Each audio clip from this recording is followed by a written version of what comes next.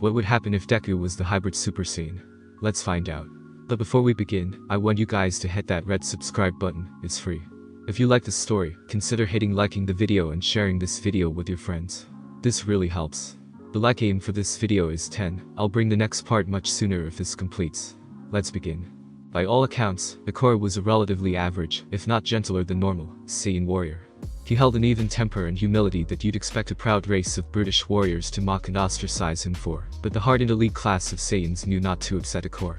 What he lacked in raw power and experience, he made up for with a quick wit and general intelligence. This above-average intellect is probably what tipped Ikora off to something being amiss when nobody else felt the same. Ikora had just finished a scouting mission for a potential planet to conquer and add to Frieza's empire, when an alert from his supervisor Elite came through his scouter. Ikora, this is Commander Aiken, come in. Are you there? Putting his hand up to his scouter, Ikora answered. Ikora responding, Commander Aiken. What seems to be the problem? You have new orders to return to Vegeta immediately, regardless of your mission's status. The face Ikora made would probably have been hilarious had the situation not been so unnerving. If I may ask, Commander, why am I being called back with such urgency? The Saiyan scout could faintly make out a nervous gulp on the other line. Lord Frieza has ordered all Saiyans back to the planet for an important address in the coming days. That's all I know. That's all anyone knows. That gave Ikora pause. Lord Frieza, sadistic as he may be, is still a forward-thinking tyrant. He wouldn't normally allow something so seemingly important to not be planned out and announced in advance. As much as he hated to admit it, you don't earn the title the Emperor of the Universe for nothing. Pushing his suspicions to the back of his mind, for now at least, he replied obediently to his supervisor, and made his way to his pod, setting course for home at maximum speed. Why is Frieza calling us all back? Was the only thought on Ikora's mind on the trip back to Vegeta. We've been near-perfect servants for him for the past 3 decades. Hey Ikora. Good to see you again. A terraformer from his division, his old friend Silba, greeted the mild-mannered Saiyan with a firm handshake. It's been too long, Silba. Looking up for a few moments of all the pods coming in across the landing ports, Ikora finally voiced his thoughts. Do you know why Lord Frieza called us all back here? I don't recall anyone doing anything to slight him in a long time. Beats me, honestly. Silba shrugged. I think you're just being a paranoid nerd like usual. Ikora gave a small jab to his chuckling friend. Checking his scouter, he scanned the signatures of the rest of the off-planet Saiyans. Should be a little under a day until we're all here. Guess we just have to wait and see. Silba slung himself over Ikora's shoulder. Don't be so worried, Ikora, I'm sure it's nothing. You'll see. Sighing at his friend's antics, the scout nodded. Yeah, you're probably right. Sorry, but... Hey, no skin off my bones, pal. We gotta stick together as non-fighters, am I right? The two Saiyans high-fived in solidarity before parting ways, Silba to the butchery to see his wife and Ikora to his one-man home. It was times like these that made the man appreciate building his humble home near the Saiyan capital. While they were the only intelligent life on their planet and have been for centuries at this stage, places away from the royal palace were still much less developed than the main city. Despite being a very prideful race, the Saiyans were rather simple and humble when it came to their homes. The only modern-looking structures included the royal palace and more tech-heavy departments. The rest of the capital city looked fairly primitive, but it made things much easier, since there was less to rebuild when spats broke out and less to maintain, when the warriors had to be off-planet for long times. The prime example would be Ikora himself. Despite being one of the few thousand middle-class Saiyans compared to the hundreds of thousands of lower-class and dozens of elite and royal Saiyans, Ikora had one of the most comparably modest living situations. He was respected enough to have a much more luxurious home even closer to the palace, but he rather enjoyed the long walks to his abode. Ikora opened the door to his small stone home and walked to his study. His home was nothing more than the bare minimum intelligent life forms would need. The first room was the living area with a small table for dining, just enough to seat 4 people including himself. There was a sink, a small oven, a few cabinets, and a couple of windows to look out at the lands nearby. In the back of the house were the bedroom and bathroom. First came the bedroom, which had a modest bed fit for 2 if needed, and a higher quality blanket and pillows than most lower classes, as Ikora had deemed it a luxury he could use, given his less combative role in his warring race. The bathroom had a small tub for showering and soaking, another sink, and the obviously required toilet. Despite the low level of technology, never let it be said that the Saiyans didn't enjoy having proper plumbing. Then came the place that really separated Ikora's house from most other Saiyans, both of lower and higher classes. His study. As stated previously, Ikora prided himself more on intelligence than his strength, and although many of his Saiyan brethren found that a bit odd, they didn't dismiss his abilities. By his people's standards, Ikora was a well-rounded scholar. His study had a surprisingly well-crafted and ornate wooden desk, with a light fixture clipped to the side. The couple file cabinets adorned the room as well, good for organizing his personal files, looser journals, and the texts that he read. Speaking of which, set against the same wall as his desk sat an impressive bookshelf. The bookshelf was Ikora's greatest personal possession, as it had works from the more intellectual Saiyans across their history, along with some of his own published texts. Psychology and philosophy were Ikora's passions in the world of academia, and so the majority of his collection were works from his contemporaries in the field. Thanks to Frieza calling everyone back, Ikora could continue his preferred schedule of reading and writing well into the night, and sleeping during the drab earlier part of the day. Despite his suspicions, their Emperor's order couldn't have come at a better time, as Ikora was in the middle of revising his latest work, Combating Solitude.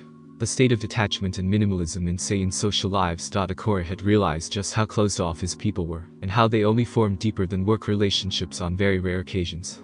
He was an outlier in his companionship with Silba, and even relations that led to children were mostly lust-driven, and more comparable to one-night stands than anything. He came up with the idea after noticing how Warrior Saiyan in his greater unit Bardock seemed to settle down with a meat prepper named Jain, and how the other Saiyans nearby found it odd. To Ikora, it didn't seem odd at all that he and Bardock cared for and held others close to themselves. In fact, he believed these relationships, be they platonic or romantic, could strengthen the Saiyans as a whole, and give them more than just their pride to fight for. Reminiscing on the origin of his latest project, gave Ikora the answer he was looking for in his suspicions yesterday. It was only evening by the time he had his epiphany, so he knew that the man he wanted to speak to would still be awake. Walking out of his house and taking flight, it didn't take long for the Saiyan to find Bardock. After coming up with his idea for his news book, he approached Bardock and asked to speak to him and Jain on their relationship. He asked to use their story as a citation in his work, and they agreed relatively quickly. Despite being a prideful warrior, Ikora found that Bardock was a reasonable man and possessed a quicker wit than most would think. The two found common ground in their skepticism of the state of their race, and in their loathing of serving under Frieza, so it only made sense that Ikora would go to him with his concerns. Bardock was just training in the land surrounding his own house, when he heard the telltale sounds of flight nearby. Looking up at the sky, he immediately recognized the approaching figure as his intellectual compatriot Ikora. He quickly raised his arm in a wave as Ikora slowed down and landed a few feet away from the warrior. "Hey there, Ikora. It's been a while, hasn't it?" Bardock said, greeting his friend with a hug. Returning the gesture without a second thought, Ikora lit up. "It certainly has, Bardock. Unfortunately, I'm not here for pleasantries. I'm sure you noticed too, am I correct? I'll never get used to your formal talk, Ikora." Bardock chuckled at the vocabulary his friend used, a rare level of sophisticated speech for the warrior race. Looking back up with a serious expression, Bardock continued. "Yeah, I have. Frieza's up to something. It can't be anything good." Ikora nodded. "My thoughts exactly. I know for a fact we haven't angered our Emperor." Ikora spat the last word like an insult, but the fact that he's calling everyone back is alarming. "Any ideas?" Bardock faltered at the question. His face turned solemn, eyebrows drooping as he frowned. "Only one. Frieza hates us, and we both know he's read your books. He knows of your ideas to strengthen the Saiyan race." Bardock's face hardened again. "I heard from the other warriors in our division that Frieza and his men have been asking around about the Super Saiyan." Bardock secretly wished he had something to capture Ikora's shocked expression. Very few things surprised him anymore, so the dinner platters that replaced his eyes were priceless. He would be laughing if the situation weren't so serious. Shaking off his surprise, Ikora responded. "That old legend. Why would he be asking about that?" Bardock looked up at the sky, in the direction of some Frieza Force ships hovering just out of orbit. "I'm surprised you haven't connected the dots, Ikora. Frieza's afraid of our power, our potential. I think he plans to wipe us all out while he still has the chance." All the color drained from Ikora's face. Deep down he knew Bardock was right. A part of him suspected it too, but he wouldn't allow himself to predict such a dark answer this soon. Even if the legend was true, Frieza should be in a whole other league, and the Saiyans growing stronger would be an asset to his forces. Taking a couple of seconds to analyze that line of reasoning only made his blood run colder. While those facts were true, he also knew that Frieza was arrogant, and wouldn't allow any challenge to his power. Theoretically, if all the middle class and elite Saiyans turned into Lazarus, they could pose a difficult obstacle for Frieza. Adding a Super Saiyan, even in theory, and Frieza might actually stand a chance at being dethroned. Bardock had to be right, no matter how extreme the action would be. Ikora was jolted out of his downward spiral by Bardock shaking him by his shoulders. "Ikora, listen to me. I have an idea. It's probably stupid, but it's the only chance we have." Ikora nodded. "No idea is stupid at this point. If there's even a sliver of hope of surviving, we need to take it. Leave. Take your personal pod and flee the planet. Go to the outskirts of the galaxy, beyond even Frieza's reach. Don't take your scouter, stay off the grid, just get out of here." Ikora could only stare blankly at Bardock's suggestion. "That is incredibly stupid, Bardock. How would that save us? It wouldn't, because we can't save us all. Bardock shook his head. Frieza already called the order, and he'll know something's up if a lot of us start gathering or fleeing again. Then what's the point of me leaving without a trace, Bardock? As much as I hate to admit it, you have the best chance of escaping with your life, and surviving wherever you end up, Bardock replied with a desperate tone. You're arguably the smartest Saiyan on the planet excluding the scientists, Bardock continued. Add that to the fact that you're strong enough to be middle class. You're not a fighter, but you have a better chance of surviving than Silva. Akora balled up his hands and let out a frustrated grunt. I hate that you're right, Bardock. Taking a moment to mull it over, Akora nodded. Fine, I'll do it. I'll leave tonight. What will you do, though? Bardock took his hands off of his friend and looked back up to the ships. I'm going to stand against that bastard. It might be useless, but I refuse to go down without a fight. If I'm going to hell, I'm taking as many as I can with me. Finally accepting the gravity of the situation, Akora could only reply with a short send-off. Good luck, old friend. I will miss you. Bardock smirked and chuckled. If we're wrong, I'll come to find you. Don't die out there, Akora. Akora nodded with a grin of his own and took flight back to his home. In the dead of the night, Akora finished revising his final work and began preparations. As he arrived back home, he set the coordinates for a planet he scouted, but kept off the records from an earlier mission. After seeing how prosperous and industrious the planet was, he refused to allow Frieza anywhere near it. He heard the life forms there called the planet Earth, so he would too. His pod was rather spacious, all things considered. It wasn't like his mission pod or escape pods where it was only fit for a single Saiyan adult and nothing else. His personal pod, granted at the blessing of King Vegeta for his works in psychology and philosophy, had a bit more space. He grabbed some of his most valuable published books alongside his finished manuscript and left his scouter on his nightstand. Without a word or wasted movement, he got in his pod and set course for Earth. Not even an hour later, Akora saw a bright flash off in the distance from where he came from. Bardock was right after all. Frieza just destroyed planet Vegeta and all of the Saiyans, and now he was the only one left. It was under circumstances like these that Akora was thankful for the fact that despite the Saiyans being a former key piece of the Frieza Force, their planet was closer to the outskirts of the Empire's reach. Whether it was Frieza's contempt for the Saiyan race or just happenstance didn't matter, as it wound up making the lone survivors escape all the easier. Akora knew how to suppress his Kai signature, so his power level wouldn't be picked up by any scouters, and the personal pod he had been granted by King Vegeta was manufactured solely by the Royal Engineers, so that only other Royal Saiyan tech could detect and follow his coordinates. This ensured it didn't have any of Frieza's own tracking devices installed, which enabled Akora's escape. Another boon that the planet's position granted Akora was the fact that Earth was only a few weeks' distance away. It wasn't optimal, per se, as quite a few years had passed since Akora had recorded the planet privately. Due to the nature of star system movements being independent from others, Vegeta and Earth drifted apart significantly, but not enough to make the trip unbearably long. All things considered, it was still a rather short ADA, compared to other scouting missions the Saiyan scholar had dealt with in the past. Of course, unlike those scouting missions, his destination was now a permanent residence, since his own planet had died at the hands of that tyrannical bastard. The week that it took to reach Earth was a rather boring one. It wasn't a super surprising conclusion, given that there wasn't anyone to keep Akora company. Nevertheless, a week had indeed passed, and the last Saiyan now found himself just outside of Earth's orbit.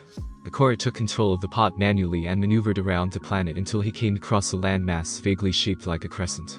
Checking the records he transferred from his scouting pod, he recalled that this mass was known as Japan. The last time I was here, Japan looked like it was in the middle of a huge shift of social power. Looking down at his live view, it seemed to be much more at peace, though still not perfect. Then again, no world is perfect, so who was he to judge? Akora activated the zoom function on his viewing screen. Now, where to land, the Saiyan rambled to himself as he surveyed the different regions of the island nation. I don't want to draw attention and be in a too populated area, but I also want to be near ample resources. I wonder if I could access any population archives.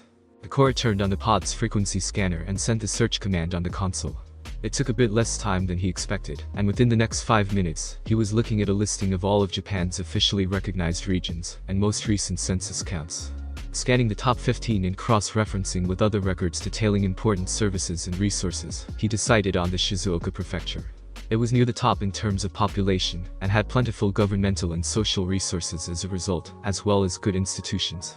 However, it wasn't the only major point, so he could reasonably enter without being spotted. Lucky me, the Saiyan remarked.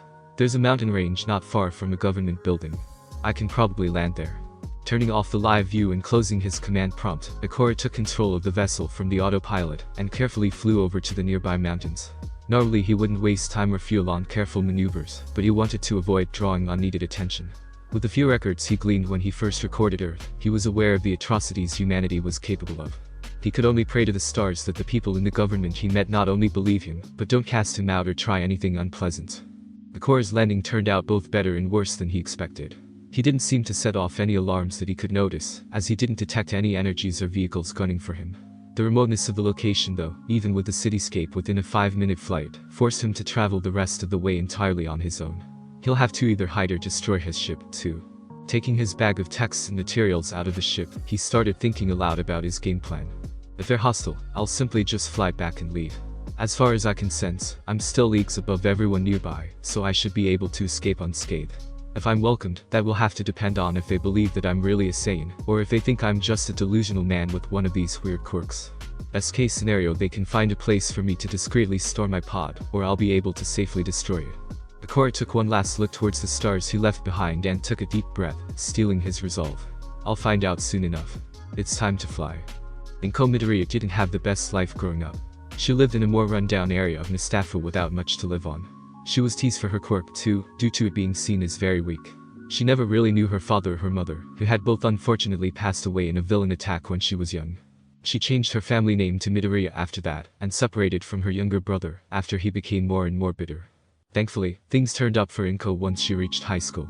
She managed to get into UA's business course, and wound up graduating in the top 10 of her year academically, including the support and hero courses. From there, she led a rather normal life until she was offered a higher-up position in the Ministry of Foreign Affairs.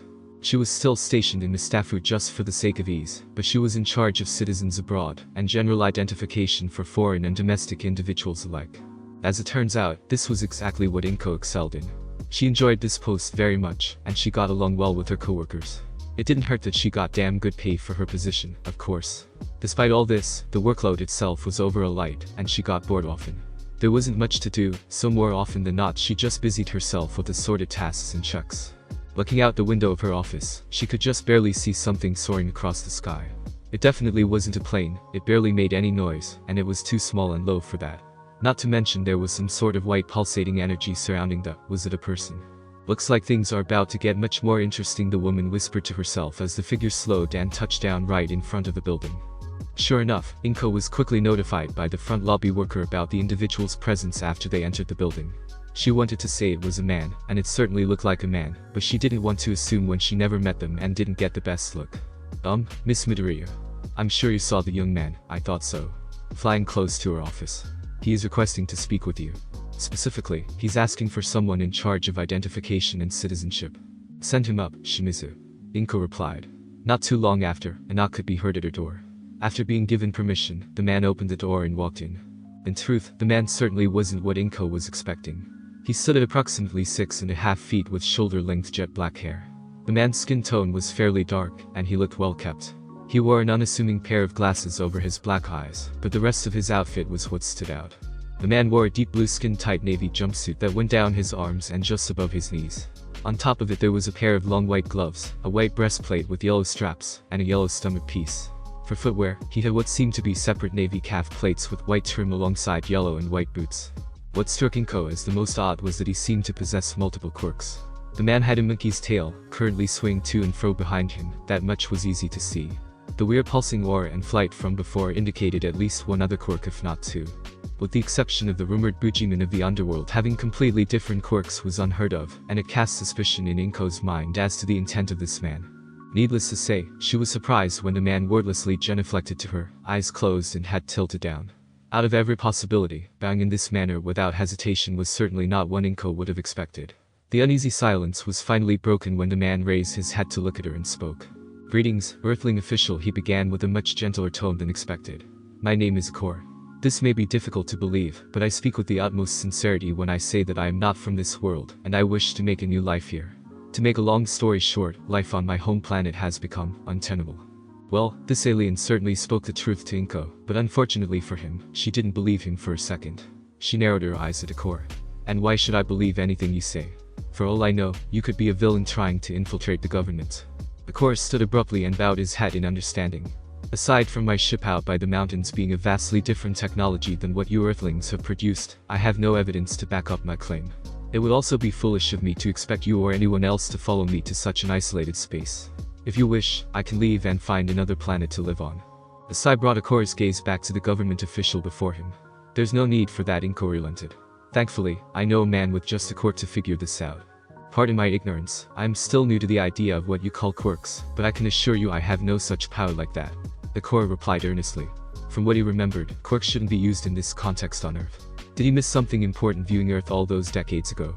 Inko just stared at him with an exasperated expression before sighing and shaking her head with a dry chuckle, and shooting a text to her companion in the police force.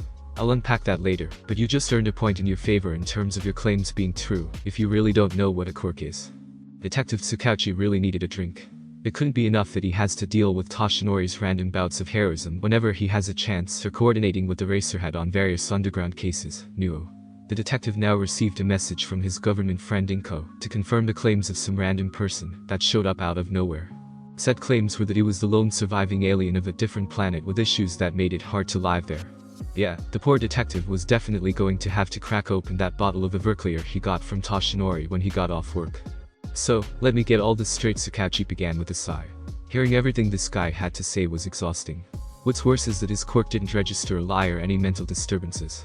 You, Ikora, are the lone survivor of an alien warrior race called the Saiyans. That is correct, sir.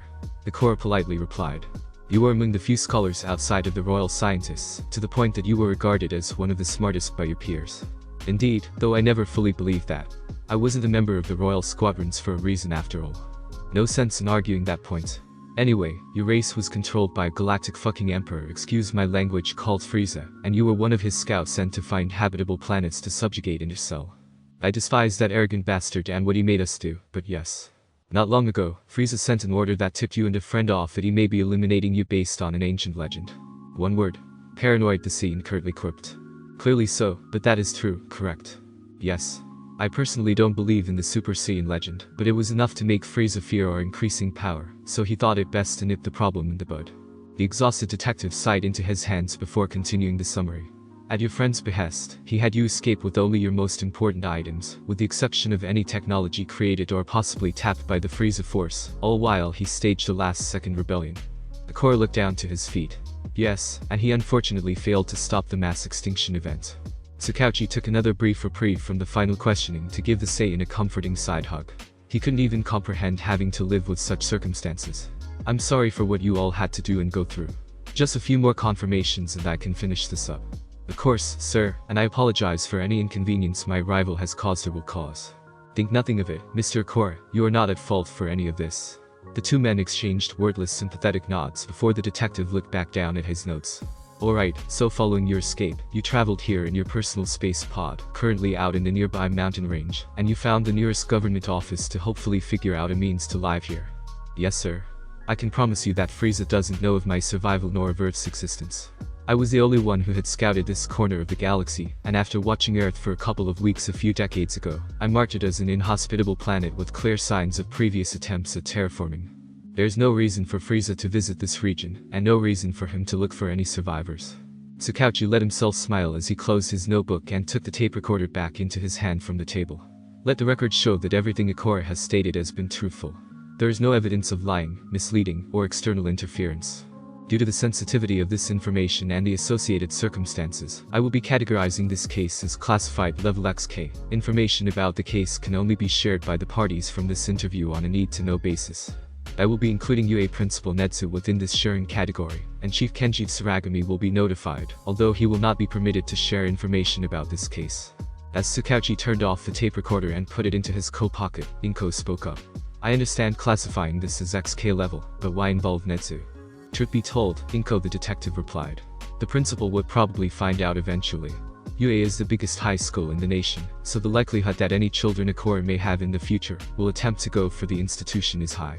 He also might be able to help out with verification if you understand what I mean. Inko nodded, accepting the reasoning, before turning to Ikora who in turn faced her. Well, now that everything is taken care of on that front, I guess we can start setting you up with the necessary documentation for your new life here in Mustafu. First things first, I suggest you decide on a family name. What is a family name, Miss Inko? The otherworldly man questioned, cocking his head to the side like a confused puppy. The physical gesture had Inko freeze for a moment before clearing her own mind. Jay, just call me Inko, Akora, no need for the formalities after what you've divulged. A family name, or last name as some nations refer to it as, is a secondary name that's given to someone in most scenarios unless otherwise necessary. Inko pulled out her ID and gave it to the Saiyan who examined it. My family name, for example, is Midoriya. In most countries, the family name is stated first in official environments when organizing information. Here in Japan, the family name is what you customarily refer to others, as unless they give you other options, though addressing one by their first name isn't uncommon in other countries. Handing back the card, Akora nodded in understanding. I see. So you are sure it is alright for me to call you Inko? It certainly sounds more intimate knowing the context. Yeah, Inko, it does sound intimate, Tsukauchi added with a snort. Inko couldn't fight back the blush that began peppering her cheeks, as she flashed a venom-lacking glare towards the cheeky detective. Yes, it's fine. Clearing her throat and recomposing herself somewhat, she continued. You told me a lot of personal information, and I'm going to be the one processing your official information as well. There isn't much need for formality anymore given this entire messed up situation. All jokes aside, she brings up a good point, Tsukauchi interjected. It's not too uncommon for certain people to allow the use of their first name with less than expected familiarity in a relationship.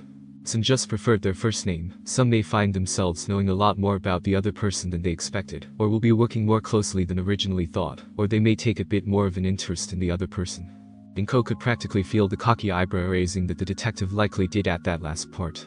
Yes, she could admit the alien was attractive, but there's no way she's going to pursue something this early on. She just met him. Anyway, Inko exclaimed as she waved the investigator off, who gladly took the opportunity to escape. Let's get started on making you an official Japanese citizen and an official Earthling. Akora flashed a wide toothy grin and nodded.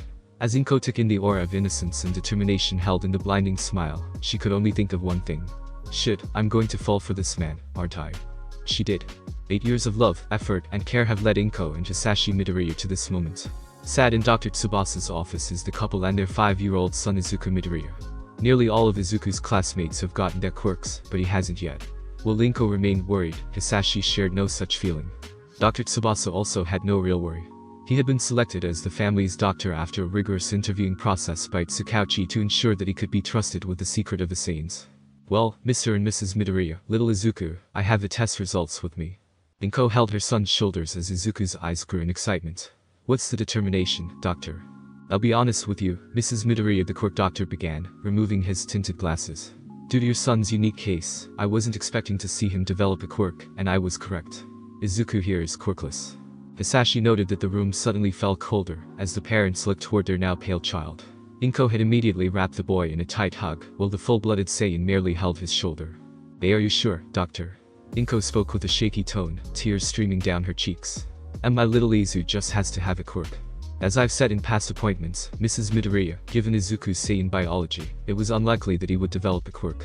Not just that, but there isn't a mark for a quirk anywhere in his genome. Hisashi raised a brow at the declaration. You mean Izuku didn't even inherit the quirk gene from his mother?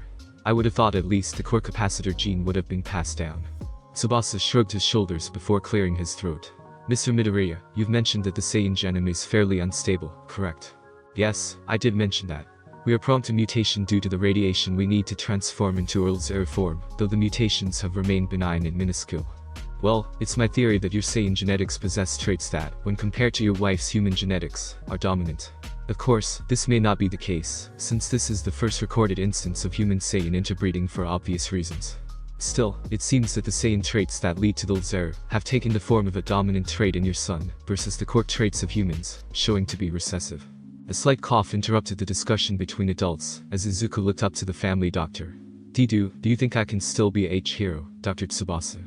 The broken tone had all three of them hesitate, but Tsubasa recovered quickly and knelt down to the greenette, placing his hand on his knee. Kiddo, anyone can be a hero, quirk or no quirk. The quirk doctor firmly stated. You're a unique case, Izuku. You likely grow to be powerful like your father, but even if you were a normal quirkless human, I would still say you can be a hero. It's the heart and the mind that makes a hero, not the quirk or power. Izuku smiled wide, practically starry-eyed as he hugged the doctor tight while muttering thank yous and sobbing joyfully into his chest.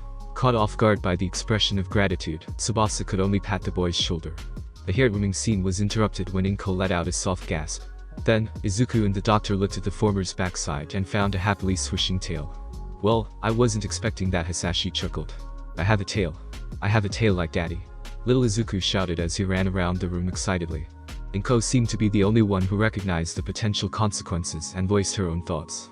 But dear, what about the Zero form? Don't we have to cut it off again? Again? Izuku questioned. Before Inko or the doctor could tell him about what the boy's mother let slip, Hisashi held a hand up to them both. I've been thinking about that, actually. This presents an opportunity for training that I read about.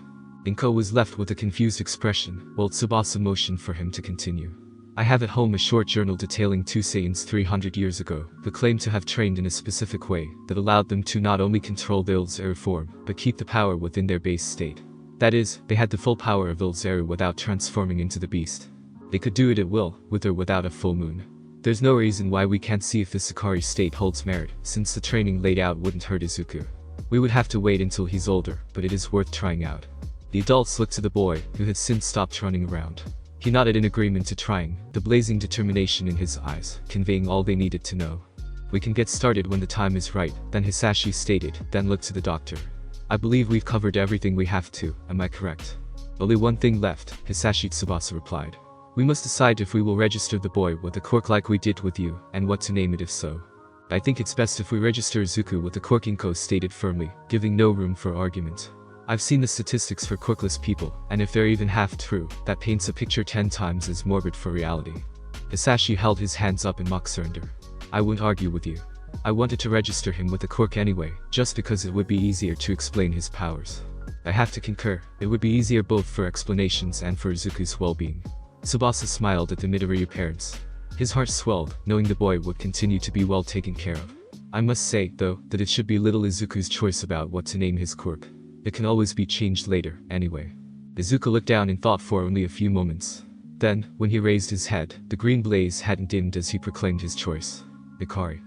The Bakugo family always enjoyed having dinner with the Midoriyas, but little Katsuki was confused and slightly annoyed that the big news they mentioned couldn't be told over the phone. However, that annoyance turned into glee when he laid eyes on Izuku. He had a furry tail like his dad. So that must mean his quirk finally came in. The blonde pyro was about to run over and question his best friend about his new quirk, but Uncle Hisashi called their attention to his study to talk.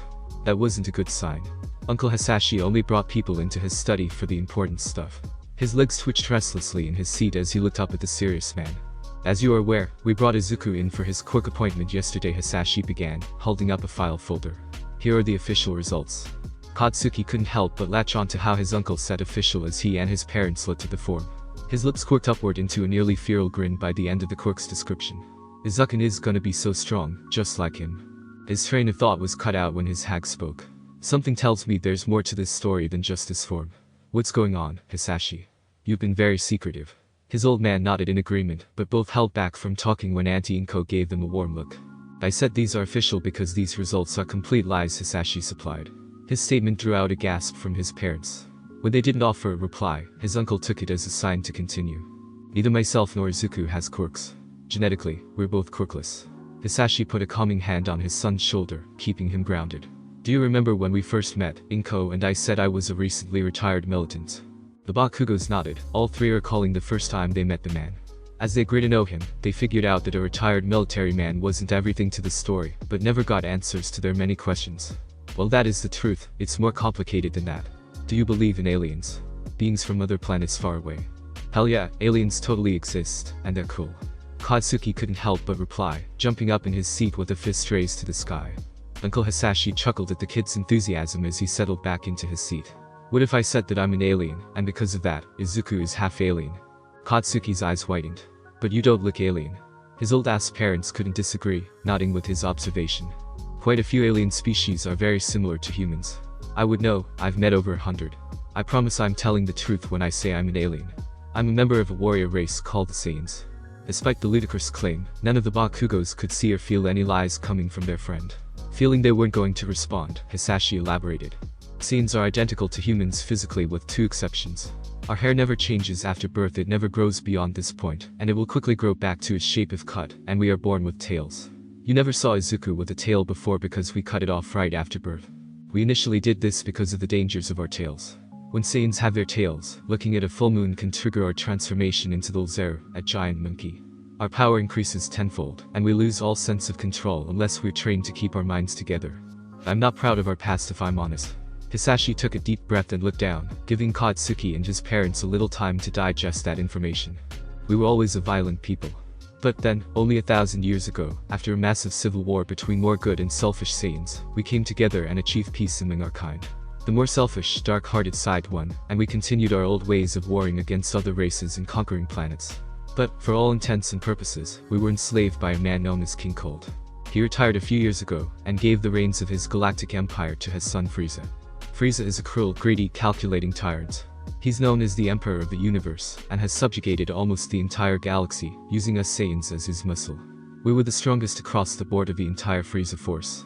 He doesn't know about Earth because I blacklisted it from his systems, so he has no reason to come here. Hisashi finished his second expositional dump with another deep sigh, closing his eyes and rubbing his temples. Inko got up and embraced her husband from the side, though she looked no better than their guests. This second round was new to her, too. Finally, Masaru took notice of something and voiced his observation. You refer to the Saiyans in the past tense. What happened? Does that have to do with why you're here? Hisashi met Masaru's gaze with his own, filled with guilt, pain, and sorrow. Katsuki was floored after Uncle Hisashi's story ended. He is an alien warrior, and Izuku is a half-alien. He couldn't help but feel worried about his people's past, but Uncle Hisashi couldn't be bad. He feels honest about wanting to put his past behind him. Plus, Izuku isn't a bad guy. He wants to be a hero. If Uncle Hisashi was telling the truth about his people's power, then Izuku might even be the best hero instead of himself. He didn't necessarily like the idea, but it's still cool. He would only ever want to be number 2 to Izuku anyway. I'm sure you understand why this must be kept a secret, right? Hisashi asked. It could cause chaos if word got out, and none of us want that. Of course, Hisashi Mitsuki replied with an accepting smile, while Masaru nodded in agreement. Thank you for trusting us. I understand it must have been hard to do that and come to terms with everything. Of course, you are closest friends. I plan to tell you anyway. I just never found a good enough time. Katsuki walked up to Izuku with a grin. Don't think that just cause you're a strong half-alien that I'll let you surpass me easily, Izuku. If you want to be number 1, you gotta earn it. I wouldn't want it any other way, Koch-chan. Izuku replied with glee. Hisashi gently clapped his hands, bringing attention back to him. I was thinking that now everything is out between us, I could train both of you. Izuku and Katsuki immediately looked up at him, eyes practically shining. Would you really train us both? Daddy Izuku eagerly asked. Hisashi looked to Katsuki's parents, finding them both giving him a nod of approval. Of course. You and Katsuki would benefit from training and sparring together. I may have mostly been a scout, but I've been in more fights than probably any hero here on Earth. It's about time I used that experience for good. Both boys grinned and jumped around, excitement practically emanating from them both. Then, Hisashi knelt down to their level and gave them both a stern look. I have to say this, though. Your training will be tough and intense. He looks to his son's friend. Katsuki, you must understand that Izuku will eventually surpass you in strength. His Saiyan genes will mean he will eventually outpace you in raw strength, but don't think for a second that this fact means you're any less than him. You can do things Izuku cannot with your explosions. The man then turned to his son. And you, Izuku, don't think that just because you'll eventually be stronger, you're better than Katsuki or anyone else. You're not going to be a god because of your power. You will also have to learn to suppress your power once you grow strong enough. I have weighted armor and clothing that can help with that. No matter how strong you or Katsuki get, there will always be someone stronger somewhere. They may have more raw power, or their quirk may be able to do things you can't fight against. Do you both understand? Both children nodded. Their eyes continued to shine, albeit more controlled and focused. Izuku kept his green blaze alight in his spirit, and Katsuki gained an explosiveness to his own determined eyes. No matter what happened, they were equals in the end, no better or worse than each other or any other people they met. Their journey to be great heroes in both power and spirit has begun. In the 5 years since Izuku Midoriya learned about his Saiyan heritage, he and Katsuki have made tremendous gains in their training. But unfortunately, his father hasn't been able to train him with Il's air form, due to the danger of the transformation as a little kid compared to a teenager. In the meantime, the boys have been getting trained in martial arts. With as experienced an officer as Hisashi is, even with primarily being a scout and a scholar, Izuku and Katsuki learn a lot. Most of their training thus far has been in Saiyan combat styles, though the two have enrolled in a nearby martial arts school, specializing in an eclectic style for hero hopefuls. Needless to say, the surprise of the instructors and other students when they reacted in sparring matches with completely unknown techniques brought smiles to the pair for days. They're at the top of their academy even without using extraterrestrial combat.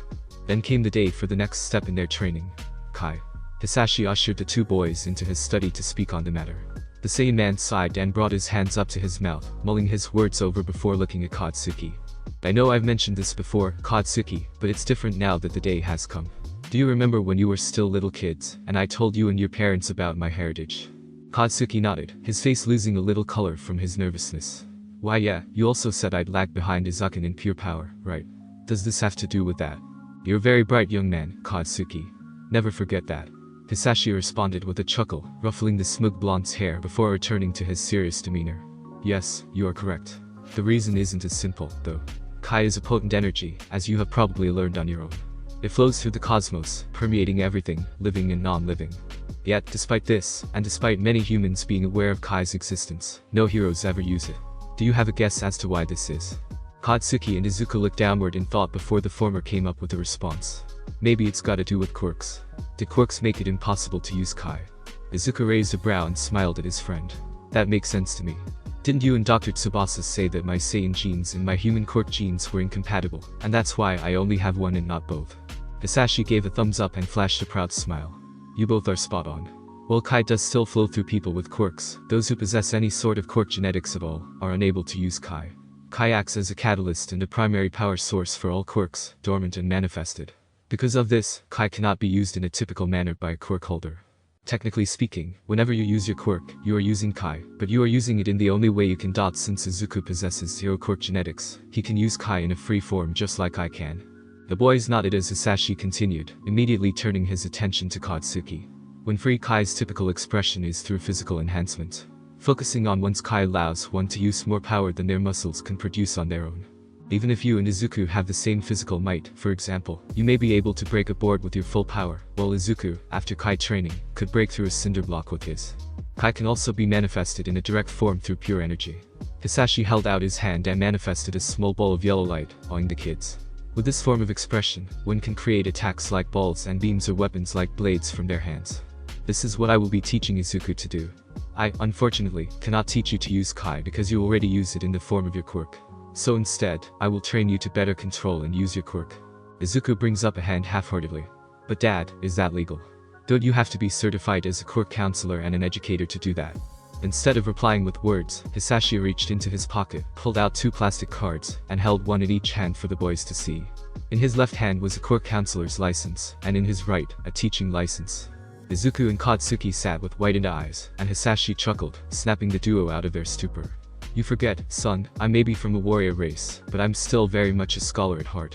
My knowledge and your mother's connections as a government official made it easy to have my education verified and enroll in the necessary leftover classes. I was granted both licenses just after your 2nd birthday, and I will renew them at the first opportunity once needed. Katsuki jumped up from his seat with a fist held high. Hell yeah, quirk training. I'm ready, Uncle Hisashi. As Izuku followed suit, shouting to the world his own excitement, Hisashi got up from his chair and wrapped both boys in a warm embrace. I'm glad you're not taking this information the wrong way, Katsuki. The boy in question lightly pressed his fist to his uncle's side. I'm still strong as shit in my own way. It just means I need to work hard to do what Izuku can't. Katsuki glanced at Izuku, who practically had stars in his eyes. Besides, I could never hate my brother for something he can't control. Kachan. Izuku tackled the blonde bomb, hugging him tight as he let the famous Midoriya tears flow, much to Katsuki's chagrin. Hisashi merely watched their antics with pride, happy that both boys were so close to calling each other brothers. Even with Katsuki's abrasive personality, no doubt inherited from his mother, he had no doubt the boys would go on to be amazing heroes. Hey, Deku, what are you writing there? Izuku sighed upon hearing Bushi Suzuki's taunt, firmly closing his analysis journal. He gave the finger quirk boy an unamused glance while putting his things in his bags. Just more hero analysis, Bushi. You know I stayed back to add new information, so give it a rest. While Katsuki grunted and got up from his seat ahead of Izuku's, Iwaishi Sato came up from behind the ladder, and put his stony hand on the greenette's shoulder. Come on, Deku, we're just curious. Let us see. Iwaishi reached for Izuku's bag before being stopped by an explosive hand gripping his own. Both he and Bushi glared at Katsuki. The blonde boy held up his still smoking palm, letting out small bursts while grimacing. Leave him alone, you snot-nosed bastards, Katsuki growled. You know better than to fuck with anyone, let alone the two of us.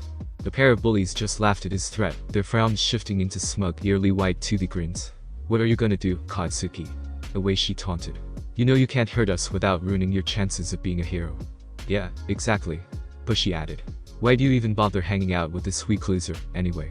He just has a tail, us three are so much better. The fuck did you say about Izuku, you ass? you wanna fucking go? Katsuki shouted. The threatening pop spread to both hands, burning hotter and brighter than before as he took a defensive stance. That's enough, came a shout from behind the would-be assailants. Katsuki's eyes widened at Izuku's uncharacteristic outburst. Bushy in a way, she immediately started to pale upon seeing the boy's smile. The almost animalistic glare in his eyes had all three quirk holders frozen in their tracks. While Izuku struggled to regain control of his breathing, he failed to notice the subtle shift in the air. Instead, his hair and the loose hem of his shirt began flowing along the new wind current in the room. I'm fine with you bugging me, I don't care, and you know I can hold my own if you think you're dumb enough to pick a fight with me, but I won't let you target Koch-chan or anyone else. If you even think about hurting him, I will make you pay. The more Izuku raised his voice during his rant, the more electrified the room around them all grew. Finally, the ever-increasing power reached a precipice as he screamed out his threat. The air in the room exploded outwards from the half-Saiyan child, shaking the entire building and cracking all the windows in the room. Despite their attempts to stay standing, the three observers in the room were pushed away and fell backward from the pressure wave. Izuku slowly regained his composure, white-knuckle fists relaxing, as his demeanor shifted to one of confusion and fear. What the? I knew I'd grown stronger since I started training my Kai, but I didn't think I had grown this strong. Katsuki smirked, though without any bite to it, as he got up. Remember, losers, Izuku has a dual-type quirk. Hikari doesn't just give him the tail, but enhanced energy output. Both of the bullies shakily nodded and bolted out of the room before they could be attacked or caught. Katsuki went over to Izuku, giving him a once-over before giving him a singular pat on the shoulder to gain his attention. The brunette looked into his blonde brother's eyes, holding a silent conversation with him. The pair nodded with determined gazes. They would talk to Hisashi again and work to gain control of this power and use it for good, after the detention they'll probably receive for the quirk accident. Izuku chuckled fondly at his brother's antics in class. About a year and a half had passed since he and Katsuki brought up Izuku's rage-fueled outburst, and the latter had made great strides in controlling his power and temper. He wasn't perfect by any means, that took much more time than they had, but he had gotten good enough to keep the bullies at Aldera in line without going over said line himself. Of course, such training didn't just hone his ability to suppress his Kai and control his emotions. Training in raw strength and Kai techniques with his father resulted in Izuku needing a new wardrobe that better fit his physique and handled his bursts of power when he slipped up. That was nothing to say about how far his technical skill had come during sparring sessions between him and Katsuki, though, and the two against the elder Saiyan. Katsuki was confident they could compete with less experienced heroes and legacy children their age. That same cocky attitude brought Katsuki and Izuku to where they were now, the former standing atop his desk and proclaiming that he and Izuku would be the only ones to make it into the heroics industry out of their entire class.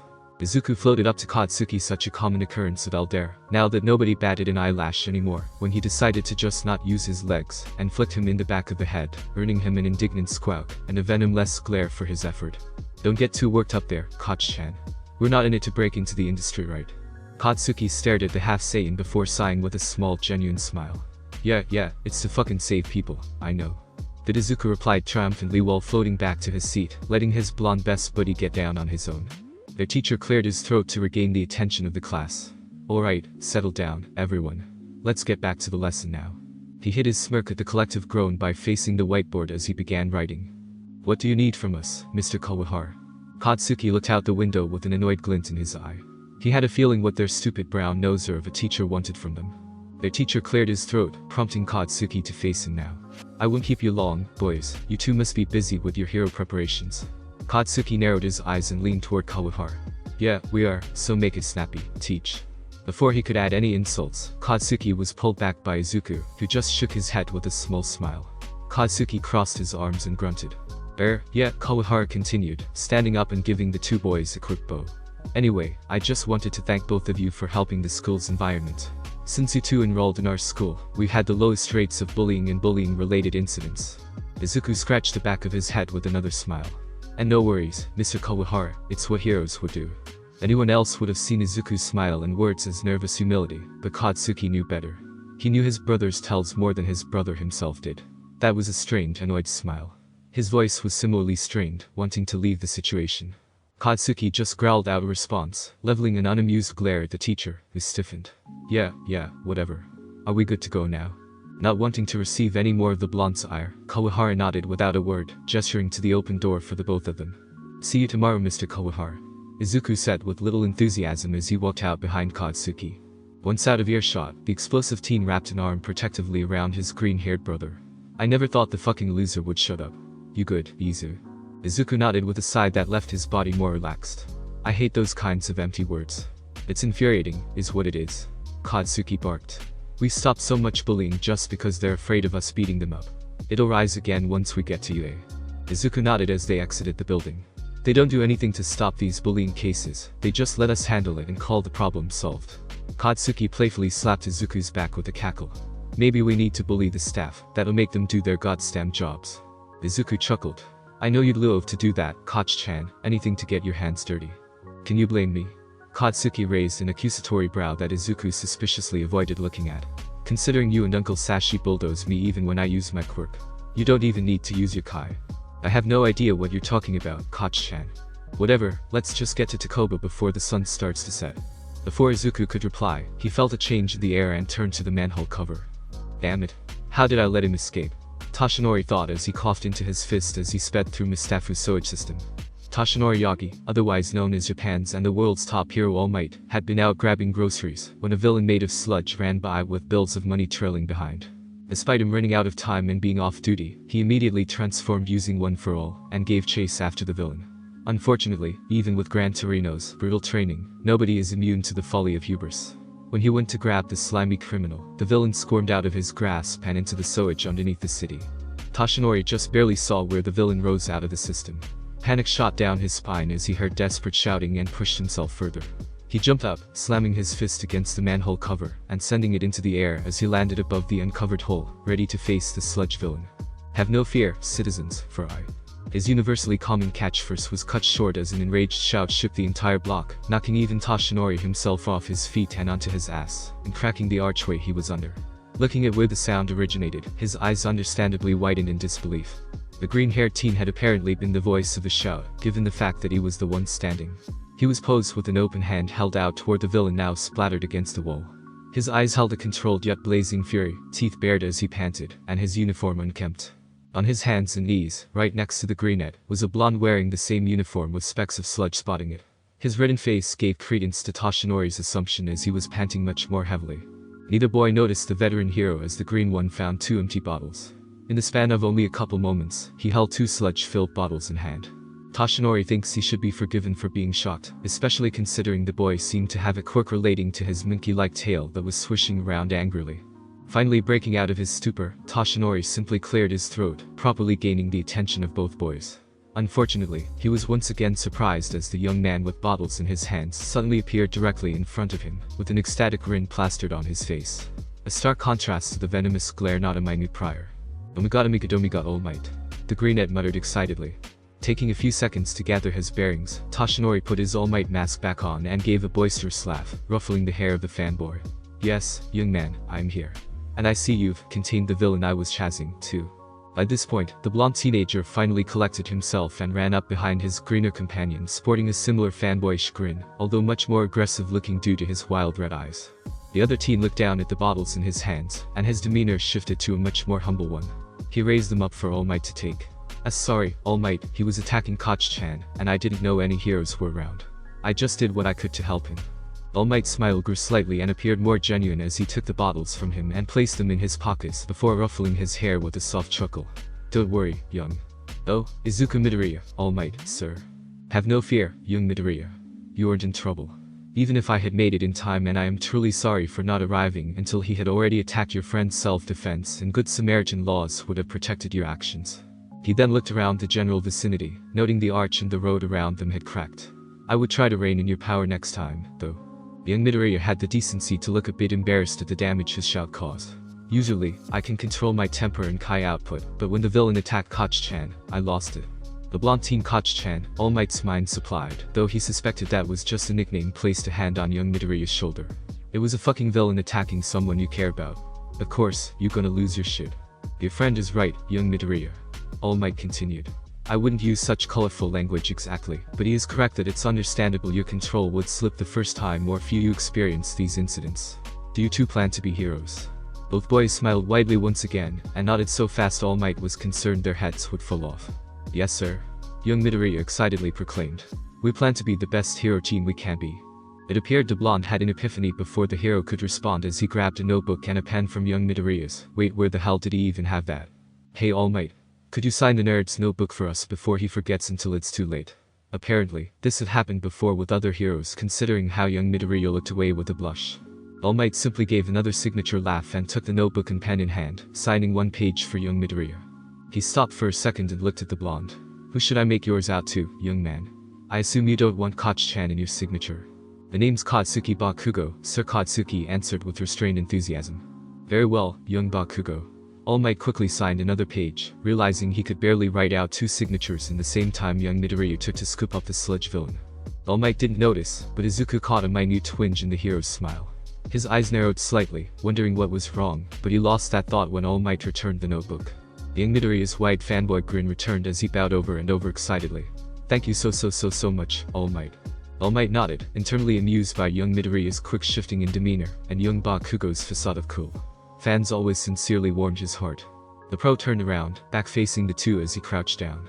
I'm sorry to cut this short, but I must bring this villain to the police. I'll be keeping an eye on you two as you start your journey to be heroes. Farewell, citizens.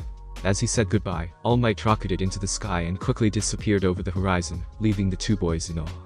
After being unnecessarily fretted over by both their parents following the incident, Bakugo found himself and Izu once again at Takoba Beach that evening. It had been a few weeks since they started training and cleaning up the beach. Thankfully, the city gave permission to use their quirks on the beach. It would have been a nightmare if they were caught training without permits. Cleaning the beach was something Izu had planned on doing anyway, so having that as the caveat for being allowed to do quirk training was no issue. It'll help build strength and endurance, Katsuki thinks. The two almost immediately began sparring once they cleaned up the required trash. They had until the sun set over the horizon, so they probably had about 20 minutes to wallop one another. Or rather, Izu walloped him while tanking his own attacks. On the bright side, it helps Izu with his Kai control, raising and suppressing his power dynamically, and it helps him with large explosions. Another bright side is it lets them both work on maneuverability. Using Kai to just fly for as long as he wanted felt absurdly broken to Katsuki, since the half-breed could already shrug off fucking energy blasts, never mind bullets, and could shake a lot of shit up just by screaming.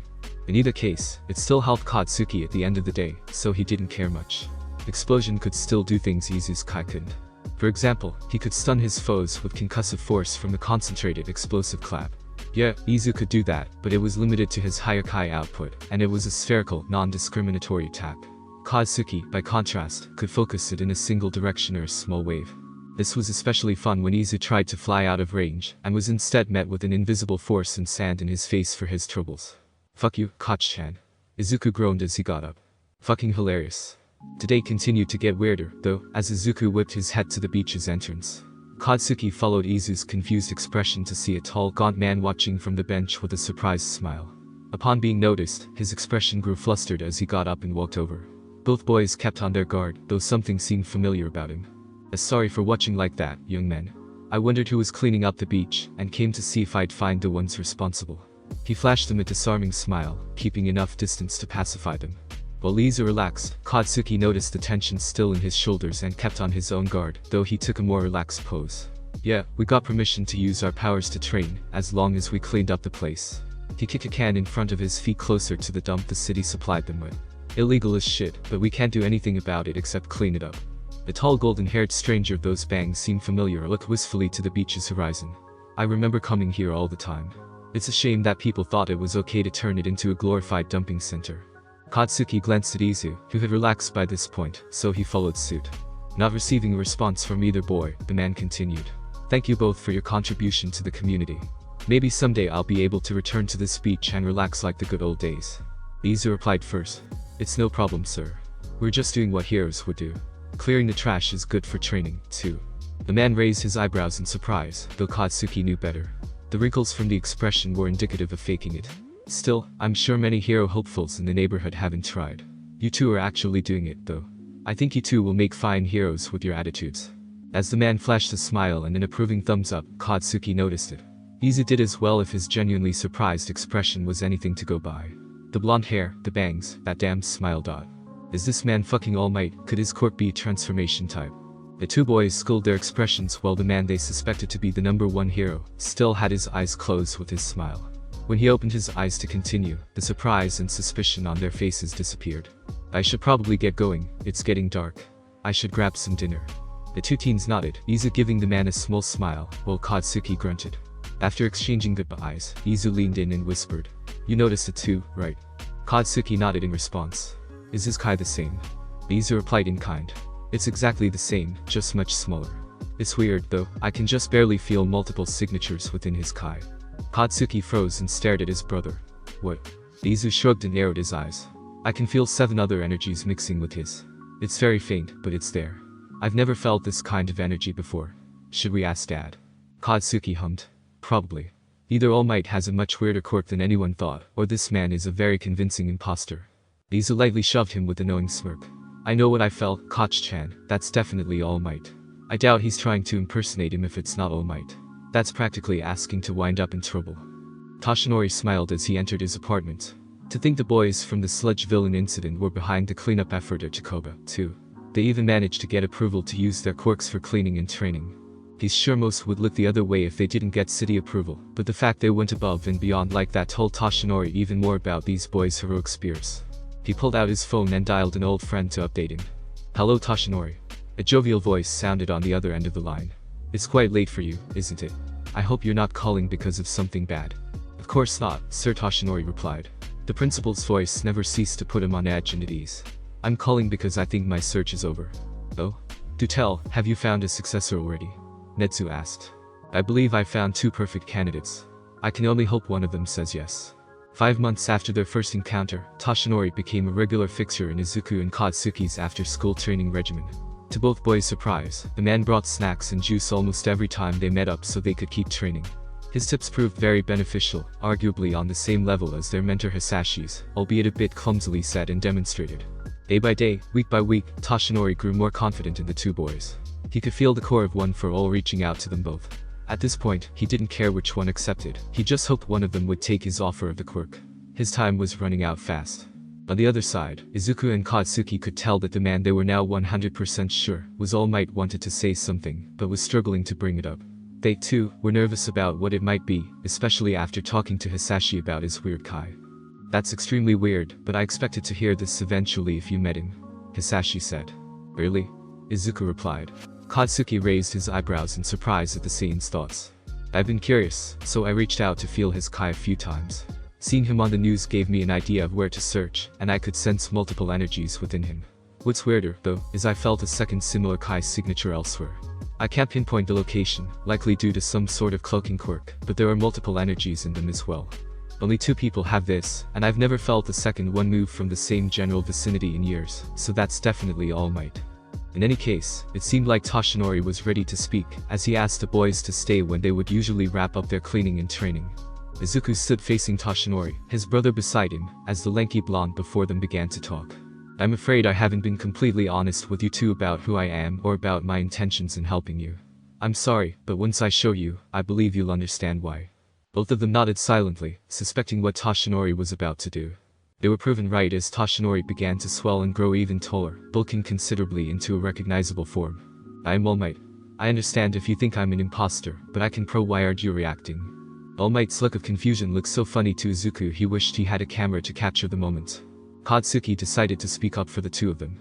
"We kinda already figured that out, sorry." All Might was left dumbstruck, eyes wide like dinner plates as he tried to stammer out a how in response. Izuku cleared his throat, drawing the hero's attention to himself. "Aside from your blonde hair and smile being dead ringers, I can sense energy. Your energy as Mr. Toshinori was identical to your energy as All Might, just not as blindingly intense." All Might nodded wordlessly, looking downward as he absorbed the information. Katsuki shrugged. "We ain't gonna blab about your secret, though. Some heroes need their secret identities and all, especially if they're in the limelight like you are, we get that." All Might smiled at that. Not the shining smile he usually wore, no, a more genuine and smaller smile. "That makes me more confident in what I'm about to offer." Izuku's attention was piqued at that. "An offer from All Might. This is amazing. I wish to make one of you my successor, and bestow upon you my almighty power." Katsuki raised an eyebrow in skeptical surprise, while Izuku's jaw dropped. All Might gave a boisterous laugh, fully expecting this reaction. He held a hand, white rainbow light shimmering from it. "I was not born with my power, I was gifted it by my mentor, my predecessor. Nobody knows what my quirk is by design, as it's been kept secret for centuries from the public. My quirk is called One for All, and it can be passed down from wielder to wielder, increasing in strength as it's passed on. I am the 8th holder of this mighty energy stockpiling power, and I want one of you to have it." Now, things were adding up in Izuku's head. If One for All is centuries old and transferable, then that would explain the multiple unique energies within him. The words from Dr. Tsubasa and his father from when he was a toddler returned to the forefront of his mind, and his heart sank. All Might evidently noticed as he asked, "Are you alright, young Izuku?" Izuku shook himself back into reality as he met eyes with a symbol of peace. "I'm sorry, All Might, but I can't accept." All Might raised an eyebrow but remained silent, allowing Izuku to continue. "It may be hard for you to believe this, but I'm not completely human. I'm part alien." More silence, so he kept going. "My father is a full-blooded alien, and my mother is human. My alien species is called the Saiyan. I don't have a quirk because my Saiyan DNA is too unstable and mutation-prone to coexist with the quirk genes. Even if I took on One for All, either I'd lose my Saiyan genetics or, more likely, my body would reject the quirk." All Might nodded, once again surprised into silence at the revelation. He turned his eyes to Katsuki, who had a more thoughtful expression. "If you offered this any sooner, I would have told you I would handle becoming a hero on my own without any sort of borrowed power." All Might noticeably shrunk in on himself, and he held up a hand. "If you had offered sooner, I would have said no. However, I realize you're offering this because you think we deserve it, not because we need or want it." Katsuki turned to look at Izuku. "Plus, I can't let this scrub widen the gap too far. I want to be my own hero, but I want to compete with Izuku in strength, and my explosion alone can't. Plus, I want to be the best hero I can be. I need to take every advantage I can get." He returned his gaze to All Might with a ferocious grin of determination. "I'll take One for All Might." "Ahaha, splendid, young Bakugo. I am very thankful for your acceptance. Now, hang on a minute." Both Katsuki and All Might turned to Izuku in bewilderment. The green-haired boy leveled the hero with a questioning glare. "A power like One for All doesn't come into existence or perpetuate itself without reason. I want you to tell us why One for All exists before you give it to Koch-chan." All Might sighed and nodded. "Very well, young Midoriya. I was going to tell you both eventually, but you make a good point. Young Bakugo should know what he's getting into before I give him the quirk. It started with two brothers centuries ago." "So, to sum it all up," Izuku said after All Might finished his tale, "you're the 8th holder of a centuries-old quirk that can be passed down from holder to holder, and the creator of this quirk is an equally old man with the power to give and take quirks as he pleases." All Might nodded. "And you say you killed him after your last encounter approximately 5 years ago?" He nodded again. Izuku and Katsuki shared a grim expression. "Is something wrong, boys?" Izuku sighed and nodded his head. "All Might, I'm pretty sure he's alive." He continued after seeing All Might's shocked, speechless expression. "I can't sense energy as well as my father can, but yours is unique. I can feel different signatures within your spirit, and my father said he could feel a similar energy, where there were different pieces inside the core. He couldn't pinpoint a location, but it was about as strong as you. It makes sense that the energy belongs to All for One, meaning he's likely still alive." Izuku watched All Might's expression gradually morph from shock to horror to unfettered rage and disgust. His fists clenched until his knuckles turned a bony white, as his teeth nearly ground themselves to dust in an animalistic growl. "Damn that monster." The greenette placed a calming hand on the rage-filled hero's leg, breaking him from his anger for a few moments. "Hey, easy.